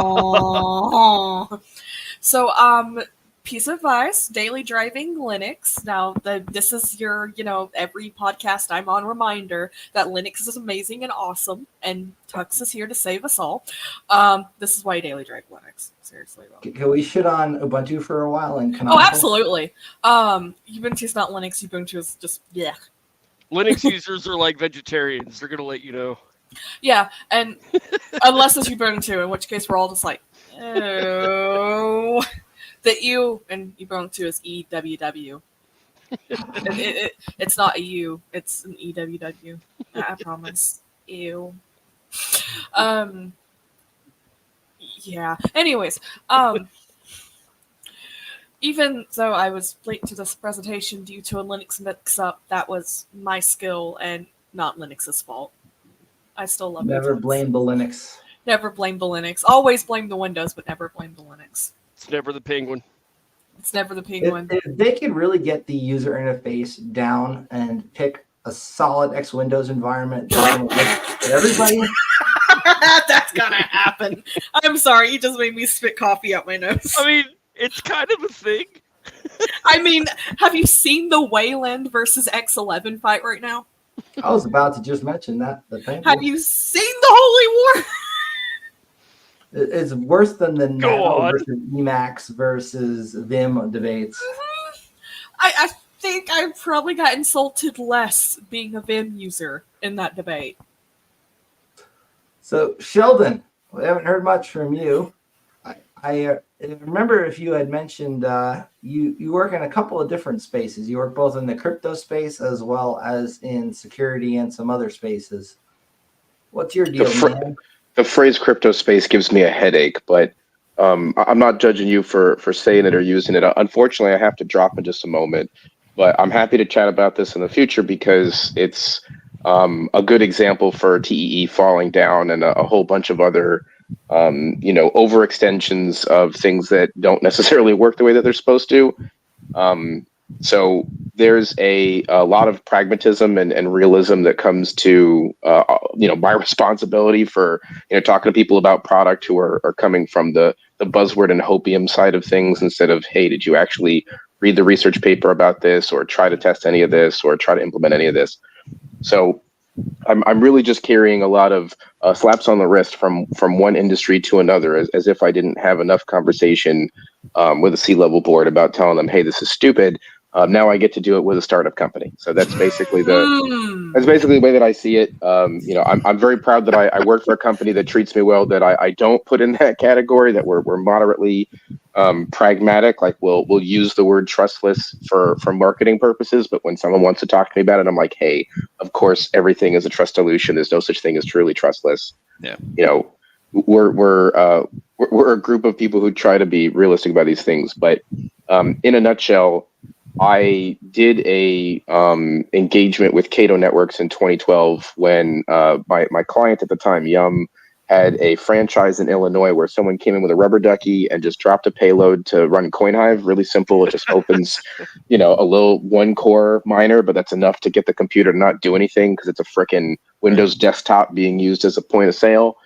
And I've been addicted since then because of the research I had to do to convince Yum Corporation to change their business policy and not blame us for their computers mining crypto at a franchise's location. That was enough to red pill me on the actually interesting shit that could be done. And then, a couple years later, hey, everybody can make their own token. Let's start promising shit that can't be done. And, the whole industry just went crazy. So most of my value now is trying to be anti-bullshit, but also do it very sugar-coatingly because people have too much money in the shit. Yeah, that's very true. I respect that a lot. The last company I worked at was a Web3 startup that wanted to develop software to help law enforcement recover crypto assets in investigations. Yep. And the pushback from other Web3 was interesting at best. It was one of those, the technology is beautiful and amazing and brilliant, but what we're using it for as a society is copium at best and scamalicious at its usual. We're killing the environment for what? The needful? It's concerning. It's frustrating watching a bunch of people, take their sort of models of cypherpunkism in whatever way they see them, and then putting them into what somebody said because they had one of those YouTube videos where someone's like, and there's a big explosion in the back. Like that feels like half the market to me. So I'm just trying to not be that guy. I apologize because I have to drop. I have a meeting booked right now, but I'd be happy to talk about it in more depth another time when I have a little bit more vocal cord to give also. Live stream your meeting. It'd be funny. Don't do that, Sheldon. That's a pretty surefire way to have a bad meeting. Thank you sounds like a great meeting. And hopping on. We appreciate you and hope you'll come back next week to expound a little further. It's fun hanging with you guys. Be good. And don't forget to buy the Iron Geek NFT available on OpenSea. No, there is no Iron Geek NFT on OpenSea. Not yet. Yet. And if you enjoyed this podcast, please support Iron Geek on Patreon, some shit like that. About 3 years ago, I decided to put a spin on crypto projects because I was just tired of the scams. The basis of crypto actually is useful for things like balance of account between trading nations. It's useful in that regard. Outside of that, it's constantly searching for a problem, and I decided to find one problem, and that was training AI models. So it goes like this. Let's say you're training an AI model to recognize a face, but it's going to make mistakes in the first iterations of training. It sees a face 20% of the time, right? Every time the AI fails, it mints a coin. And when it's successful, it doesn't mint a coin. Here's why you would do this. Because the model is a fixed state in time, and the input is a fixed state in time, and the probability of it matching the face that it's trying to match against is a rough approximate of distribution that's going to roughly land in the same space. That's a consensus mechanism. You can put that model and that input anywhere on any machine, provided it has the right hardware, and you will get roughly the same statistical output. So the failing can be consensusly driven. As a result, you're minting coins when the AI fails to train. And as your AI gets better, it stops minting. And here's why you do that. As you're failing, your coin inflates. As your AI gets better, your currency becomes deflationary. So it goes up in value. And so I call it a deep fail. The idea is that you monetize the failure and the training process of the AIs using crypto. Just don't get phished if you're going to deep fail, dude. Yeah, right. But it was a novel idea, and nobody really got it. Maybe 3 years later, people will understand it now, but we'll see if it happens or not. I feel like if you put a talk together, fully explaining it in layman's terms, more people would get it. Yeah. The general idea is to provide some degree of funding and crowdfunding and crowd hype around interesting AI models that the industry normally wouldn't tackle, like very niche things, like trying, for example, nobody's going to write an LLM that is exclusively trained on assembly to then generate 0 days forever, because that's a fast way to get your ass locked up somewhere. But with a deep fail approach, you might be able to do it. You might be able to get it funded. Yeah, right. But there's the AI stuff. I find that there's a great lag between cybersecurity and the understanding of what AI can do, and that lag is getting wider every day, and there are no experts anywhere in this space who can figure it out. This sounds like a DEF CON talk to me. Yeah, right. No, dead ass. Like, seriously, though. Yeah, it's the AI security stuff is very, very difficult to reason about, because our generation, we come from logic and bits and causality, right? There's no causality in a neural network. Most people don't understand that. It is just a matrix. It is just a plane in math. It is a X by Y, or however you want to cut it up. There is no causal attribution in a neural network at all. You have to simulate it. And when you try to debug something where there's no causal trace, you have all been there. Going through a kernel stack dump, or going through anything where causality is just to the wind. It makes it really hard. So it requires a totally unique skill set and a totally different mindset to think about AI security, because it's actually independent of logic and independent of causal analysis in meaningful ways. So people are learning this lesson slowly, but it's going to be painful for sure. So AI, yeah, it's kind of the new hotness. There's not a whole lot of people that I would consider experts on that. Kind of the same way as cloud security is the new hotness. People are still trying to learn how to pen test IAM stuff and whatever. Everyone's playing catch up. You know, I know a really talented network pen tester who can't do API testing for shit, and has shown me such on multiple tests where that was in scope and completely left, not even looked at, other than like a burp scan output, which was rather disappointing. Now, not that I'm awesome with rigging APIs myself, but I've like played around with this free course I found from API Sec University online. I learned a little bit about it, and I'm less lame now, but highly recommend anybody who's interested in InfoSec look into API testing a little bit. Post that link. But the API Sec one? Yeah, the API one. It is a very sought after skill that not many people, I would confidently say, are 100% in. Usually it's like get Postman, have a Swagger file, tunnel that through Burp, and go from there, and then follow like the OWASP top whatever for API vulnerabilities.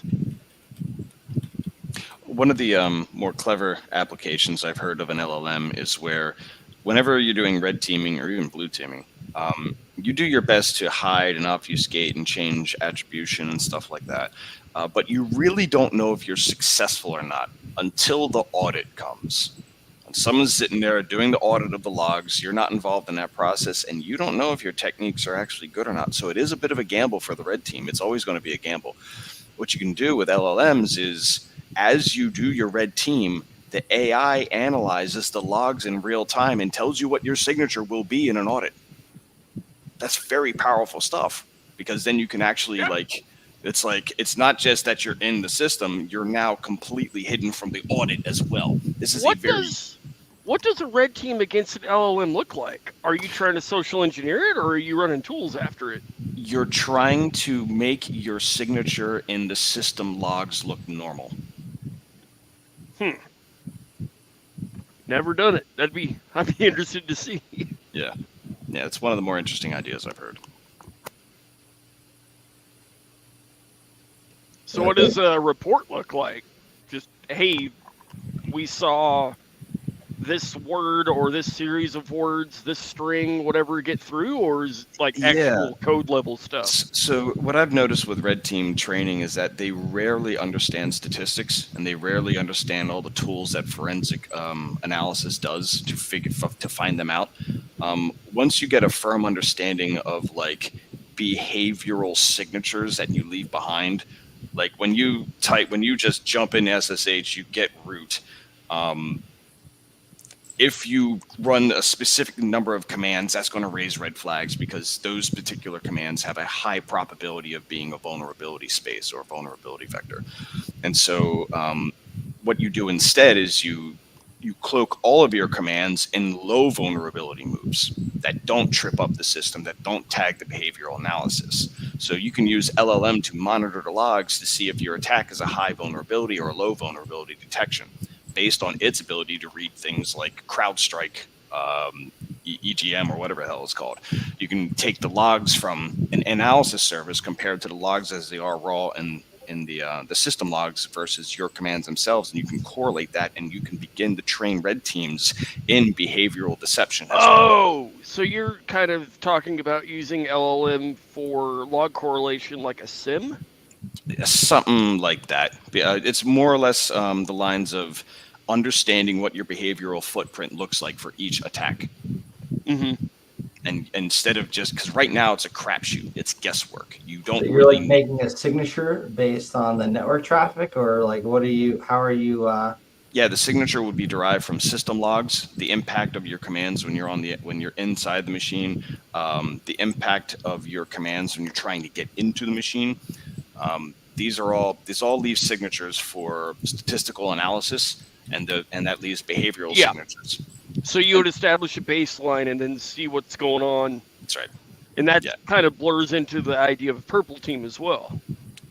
Yeah, I mean, when it comes to behavioral analysis, both red team and blue team will be using it. I just don't see a lot of red team quite familiar enough with the signatures they're leaving behind in audits. Right. Yeah, that sounds like where purple team comes in. At least my opinion. I haven't heard about much in that space, but that's an interesting idea. I mean, there's a lot of use cases for AI and stuff, and a lot of them are really stupid, in my opinion, just like a lot of use cases for crypto are really stupid. These models right now, some of them are fairly decent. I like Perplexity myself, which runs default on Claude, and like there's some decent coding LLMs out there. Somebody even shared a custom thing that they made that does some really cool coding with me. I think the same guy shared it with you, Leper. But at the end of the day, I think the really cool stuff that is going to come out with AI hasn't come out yet. Like we're still, I think, pretty intro level to what is going to come out in the coming years. And even like refactoring the existing technology in different ways is going to come out with some really cool stuff that will either make our jobs easier or make it harder for us to find jobs. But either way, it will be interesting nonetheless. One of the more clever interpretations I've heard is that in the past, the people with ideas had to rely on the people who can do and market. And now the people with ideas only need to rely on AI. So if I have an idea for like browser security, I don't need to like run to open source communities and like stomp my foot and try to get a following and start a holy war. I can say, hey, write this Rust compiler that generates an isolated sandbox of WebAssembly, have it grab the web page, render the screen, and then serve that in the browser so there's no way to read my text. I can just do that in a prompt. And it's like, usually that would have taken me months of learning each and every one of those technologies independently, and now I can just rapid prototype super fast, which is just unbelievable. If you're an idea person and you just want to try stuff out, LLM is fantastic. That's why it was so cool writing that, or having Perplexity write that vulnerable server for us, because I started thinking, I was like, shit, man, if we wanted to make a CTF, we could just ask this to write us something with an idea of what we want to be vulnerable. It'll spit out an exploit, and then we can figure out how the exploit works, or at least ask it how to exploit it. Yep, you can totally create isolated test cases, test simulations of vulnerabilities to get people educated on board. Also to do brute testing against that vulnerability in the simulation and use that for analysis. It really is a self-reinforcing curve, which is in our situation. We couldn't just straight up ask it. We had to say something to the extent of, for educational purposes, we need to do X, Y, Z. You can always, there's private LLMs on Hugging Face, which are, I mean, Claude is great. Claude is amazing. But the private LLMs are pretty damn good too, and they're very uncensored. Like, you can ask it, how do I commit a war crime? And it will tell you. And so, you can also ask it how to do it the fastest and cheapest possible way, and it will tell you. Warcrimesonabudget.com. I am actually checking Namecheap now. I need a new domain, and I love buying, bad domains. Yeah, the private LLMs are pretty good too, and you can even set them up to where the LLMs create scenarios for CTFs, and other LLMs try to break them. Dude, it's $10. $10. Go. And so you can have the AIs just war game each other until you come out with a comprehensive attack plan. Have it spin out or spit out an Ansible script. Just install it all. Right. Like, I prided myself in my ability to do Bash. Like, it's one thing I spent a long time just sitting down and understanding how to do Bash correctly. And I would, whenever I had an idea in the past, I'd be like, well, let's just write it in Bash, because why do I need this whole tech stack? It's right here in the CLI. I can just bang it out and see if it works. And the way that ChatGPT and Claude put out Bash, man, you can 90% of ideas can be done in a shell script now. Yeah. And then they explain how to do it, and you're like, no, give it to me in a one-liner. I don't want to. Yeah, give me a one-liner. Yeah. I put one-liner in all my Google searches. So that reminds me of this thing I'd seen a while back, where in 2023, frequency and sophistication of attacks increased along with Swift's evolution and adoption of AI. Defenders are really just starting to grasp on how to leverage AI for defensive purposes to outpace adversaries, but offensive people are using it to actually generate code for things like ransomware attacks now, which is interesting. Oh boy. You used to have to hire a coder if you wanted to write some shitty thing that would encrypt somebody's files. Now you can just kind of feed it one of these LLMs some, what is it called, RAG data, the after training instruction stuff, and then have it, based on what it's got, make some new malware for you. So feed it a bunch of open source code of similar projects that you'd like to build to define your parameters, and then have these AI agents work together. Which is not at all what this article says, mind you. It's just my interpretation of what I read, and this combined with other articles. So this is just interesting evolution of stuff, because these sim tools are just playing catch up at this point. That line right there, sim EDR XDR map to MITRE. They're mapping to MITRE attack. Yeah, that's where it gets interesting. And even if you ever trying to figure out an attack and map it to MITRE, a lot of the time it's going to hit multiple of them at the same time. Sometimes it's going to be one.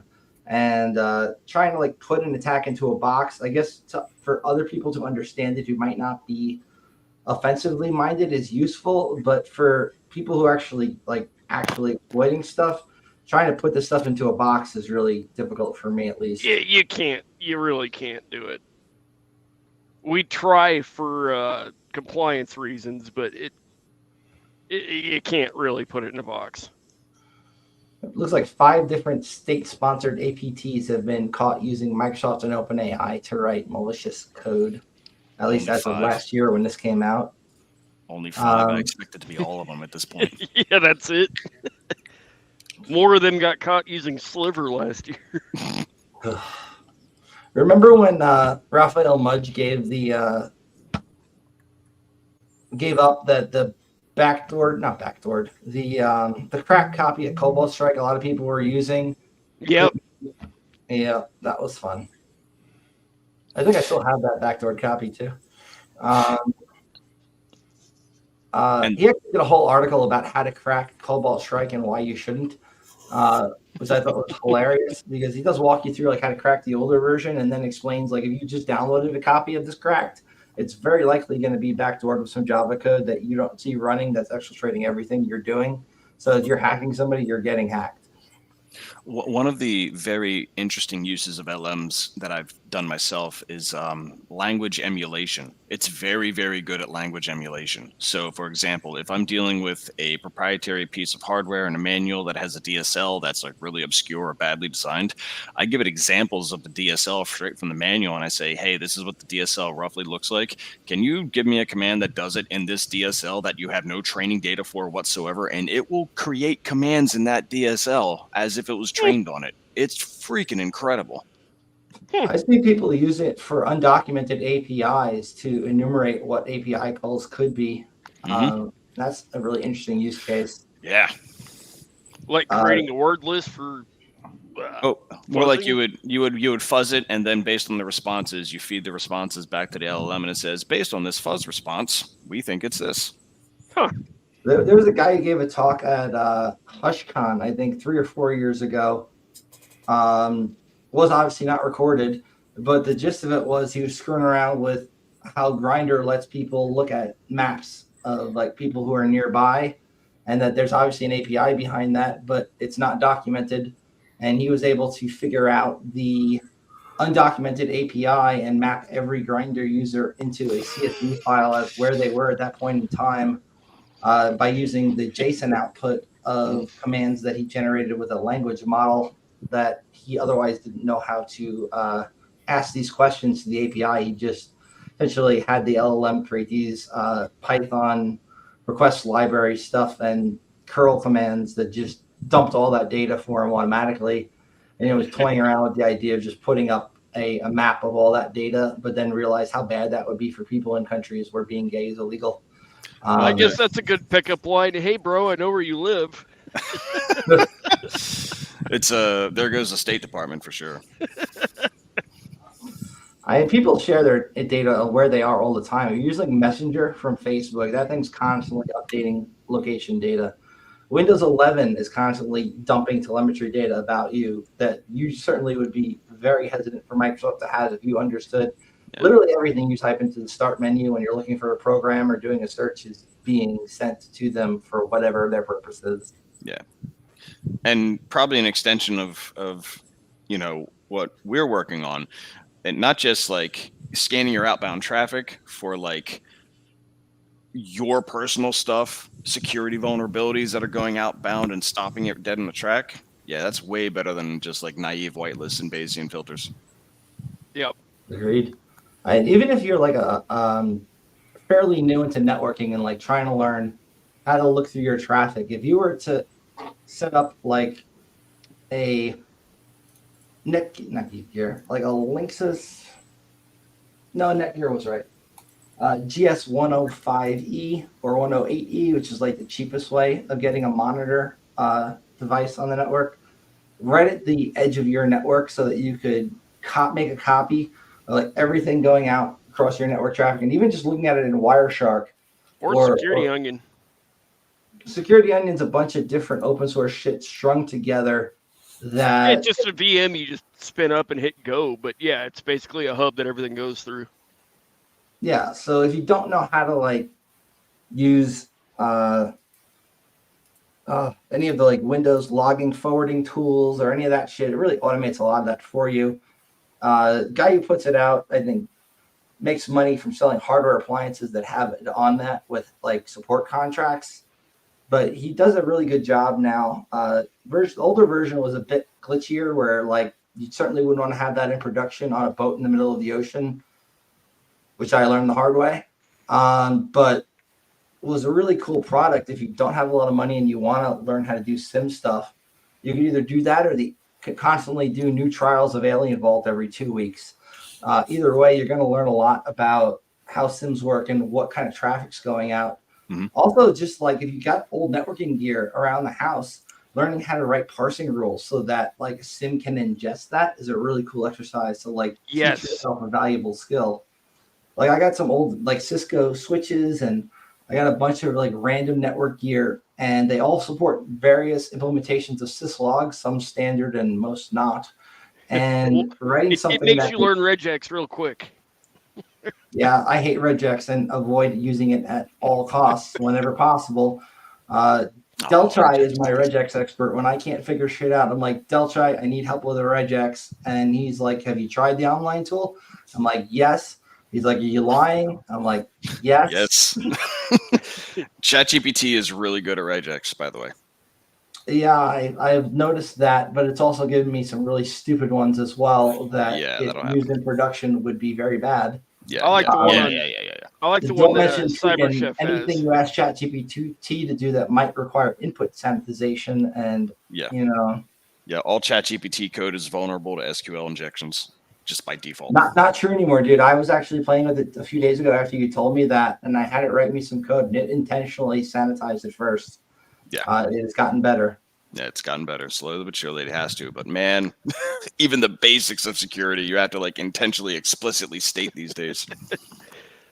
I was playing with it the other day to try and make me an example of an IDOR that I could show somebody. It did a good job with that too. Unfortunately, the back end it was telling me to use was like SQLite in a single file, and that would not be scalable for what I was trying to do, but still cool for what it can come up with just based on your prompts. Like, for people listening, though, I used to have on my GitHub shit coder who helps where he can. Because like my coding skills are fairly shit. I freely admit I'm decent at penetration, but not a great coder.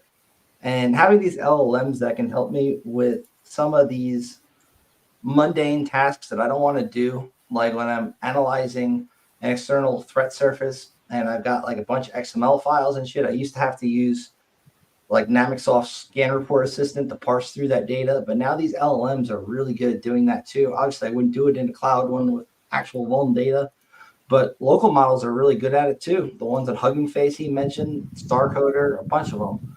And like, I'm able to very quickly have these Python scripts that automate work that used to take me hours to do. And I have more time to bullshit on a cast with you guys instead of sitting and put together the report for tomorrow for 6 hours as I parse through a bunch of CSV, XML, and other files. It really has made my life a little bit better, but at the same time, might automate me out of a job at some point. Maybe. You're still doing it the old-fashioned way with Excel as a database? So, look, I really admit there are better tools for manipulation of data out there than Excel. Way better tools. I don't have money for those tools. Yeah. And I know Excel pretty well, and I can write a formula very quickly in it to do what I want and graph it and make a pretty graph that people want to see for the presentation. So when it comes to like managing the attack surface of like a bunch of companies and then making a presentation based on data that I got from multiple different tools and different formats, just being able to standardize it all into like the same CSV through these Python scripts that this thing has made me has really improved my quality of life. So you would say you excel at it. I've seen some people, like I got some friends that come hang out every now and then, and one guy does his incident response and analysis work using spreadsheets. And there were times where they'd get so big, even with a beefy laptop, it would take half a day just to load. Yeah. I had to step off. There's a cast I got to catch. But if you want to see a strange URL, check out analbiometrics.com. I bought that about, 12 years ago and haven't done much with it. But there is a site on it. You all have a good night. GrannyGubJobs.com is better. Yeah.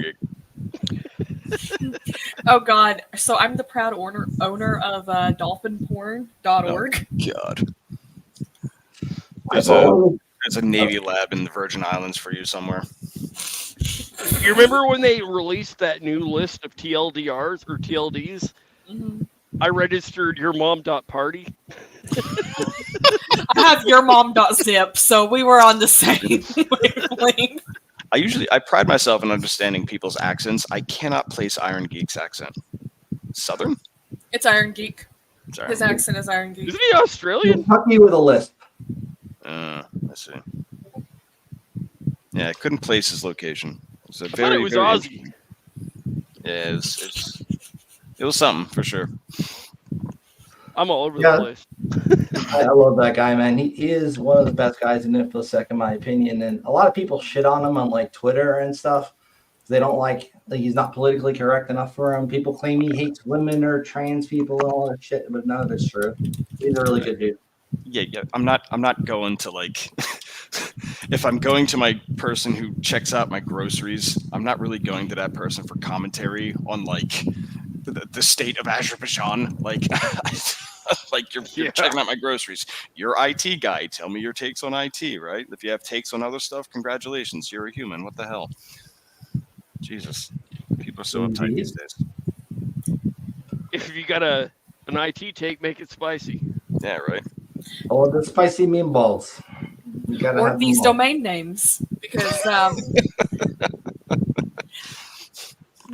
We should start a phishing domain name exchange where people who want to do phishing campaigns can rent like from a list of domains we've got and then lease them out temporarily, where we give them like forward the freaking DNS over to Cloudflare or something for them so they can play with it and then take it back when it's I done. swear to God, somebody was telling me about this. I don't remember if it was on the show or if it was at DEF CON, but somebody already has the wheels in motion for this. Yeah. I can't have any original ideas. What you're describing is called handshake DNS. It's like time. It's a crypto-based timeshare solution for DNS. I did not know that was really a thing. That was and that is cool. That's the thing. Yep. sounds like we need to call up Nahala and be like, yeah. What'd you call it? crypto. Handshake something? Yeah, handshake DNS. They have a whole project. Yeah, it's like Filecoin, but for DNS. Oh God, Filecoin. Oh Yeah, God. that was a mess, right? Why did you bring that up again? But it's an I'm example. getting war flashbacks to some crap I found hosted on Filecoin. Yeah, it's pretty bad stuff. But yeah, this is kind of like a time-shared auction for DNS ownership. So it's not up to ICANN to expire. It's not up to anything. It's just an open market. I was also proposing the idea of, hey, you got a pretext that worked really well. Blur out your company name and any PII, but put your pretext up there and maybe get some ideas off of each other. Yeah. We could call it the pretext exchange. Yeah, there you go. And then some reporter will get in there and dump all of our stuff. Yeah, exactly. I mean, bullet No. thing, make it work. Pretext X change.xxx.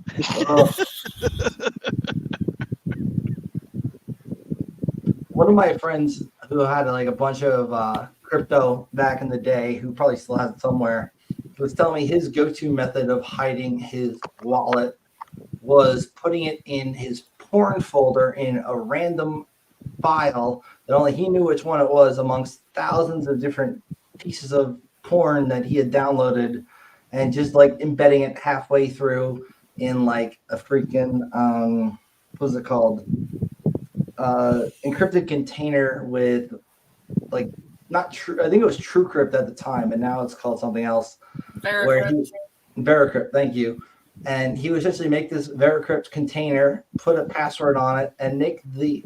He also have the ability to like put a file to unlock it that needs to be there as well, and he would use like the file from the porn as well, but from like a different folder. So he needed to specifically know which of his porn, what he put it in to get it, and then also it was in the middle of a file, not like on its own file. It's very convoluted way of hiding Or your you shit. could just use a hardware wallet like everybody else. Yeah. Even The password is big titty bitches that sell version 5. No, the password is like the writer of the guy who made the porn pretext, because no one cares about the plot enough to look that up.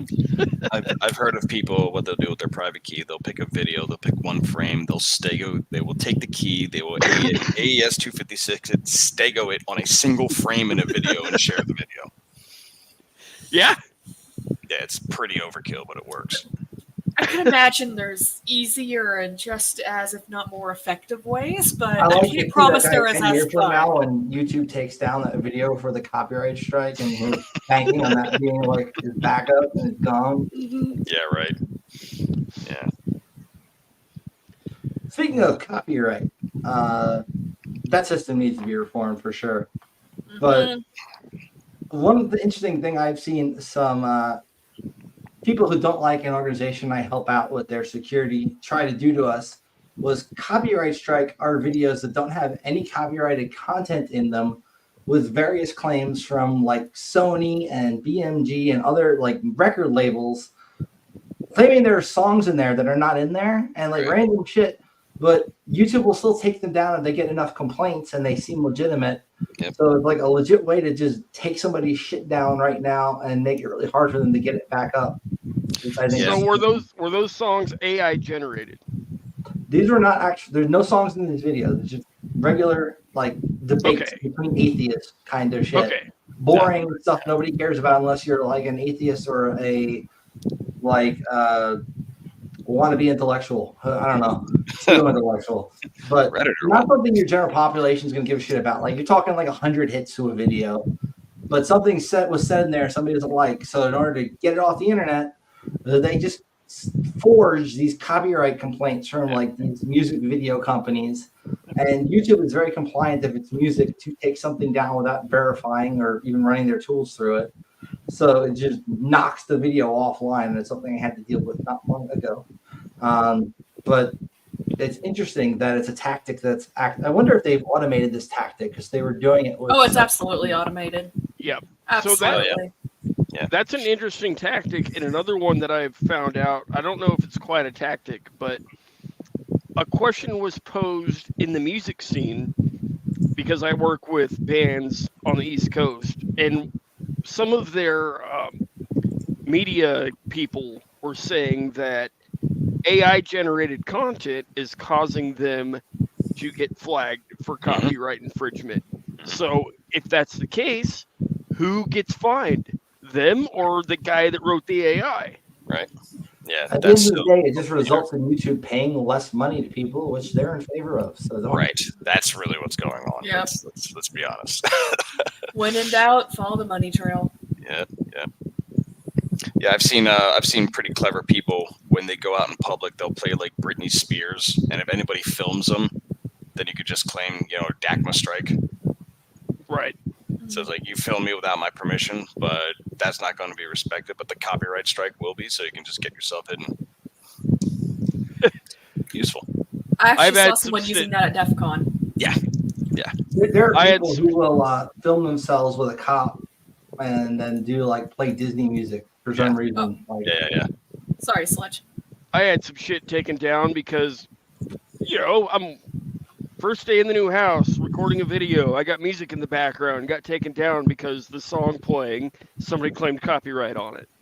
And I was like, okay, I guess, whatever. Kind of weird. Those are automated bots usually that are looking for specific pieces of that content, though. Those are not like real people anymore.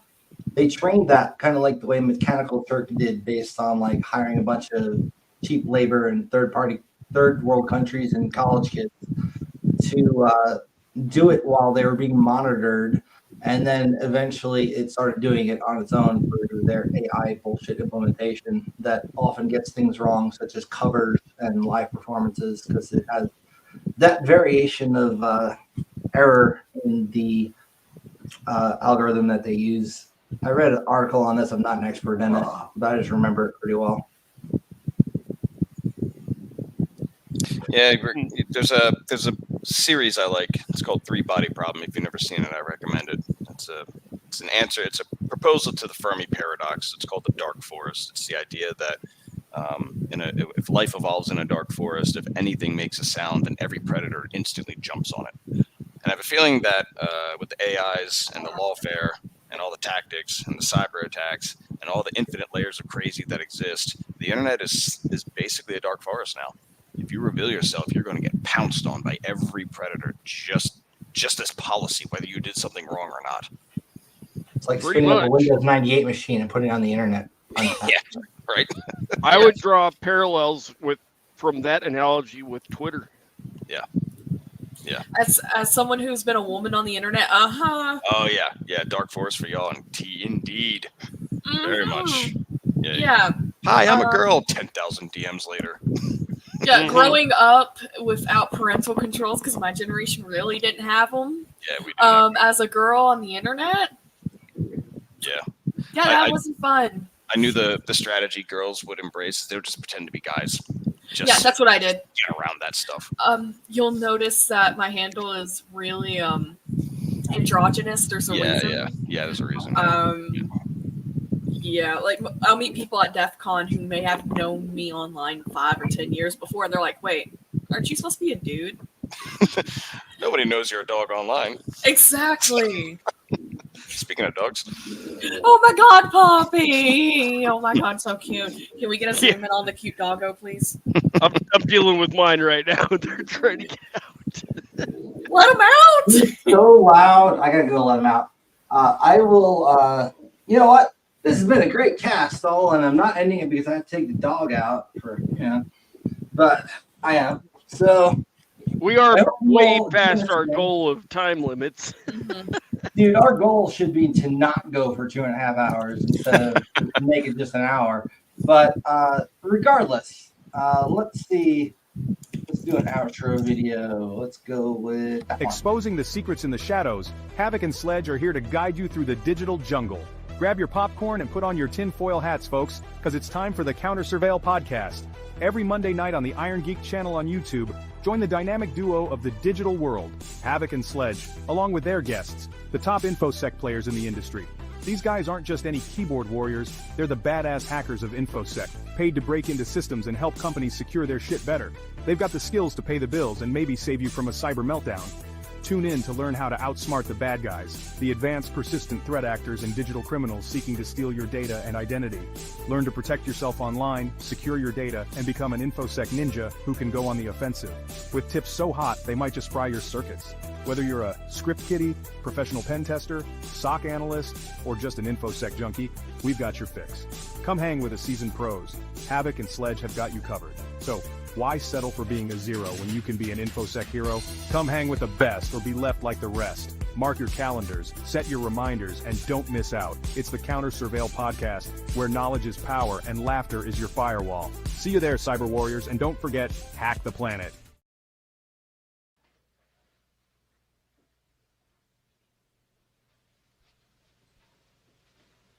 You're still here?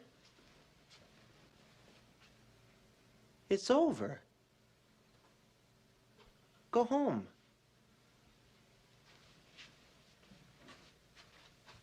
Go.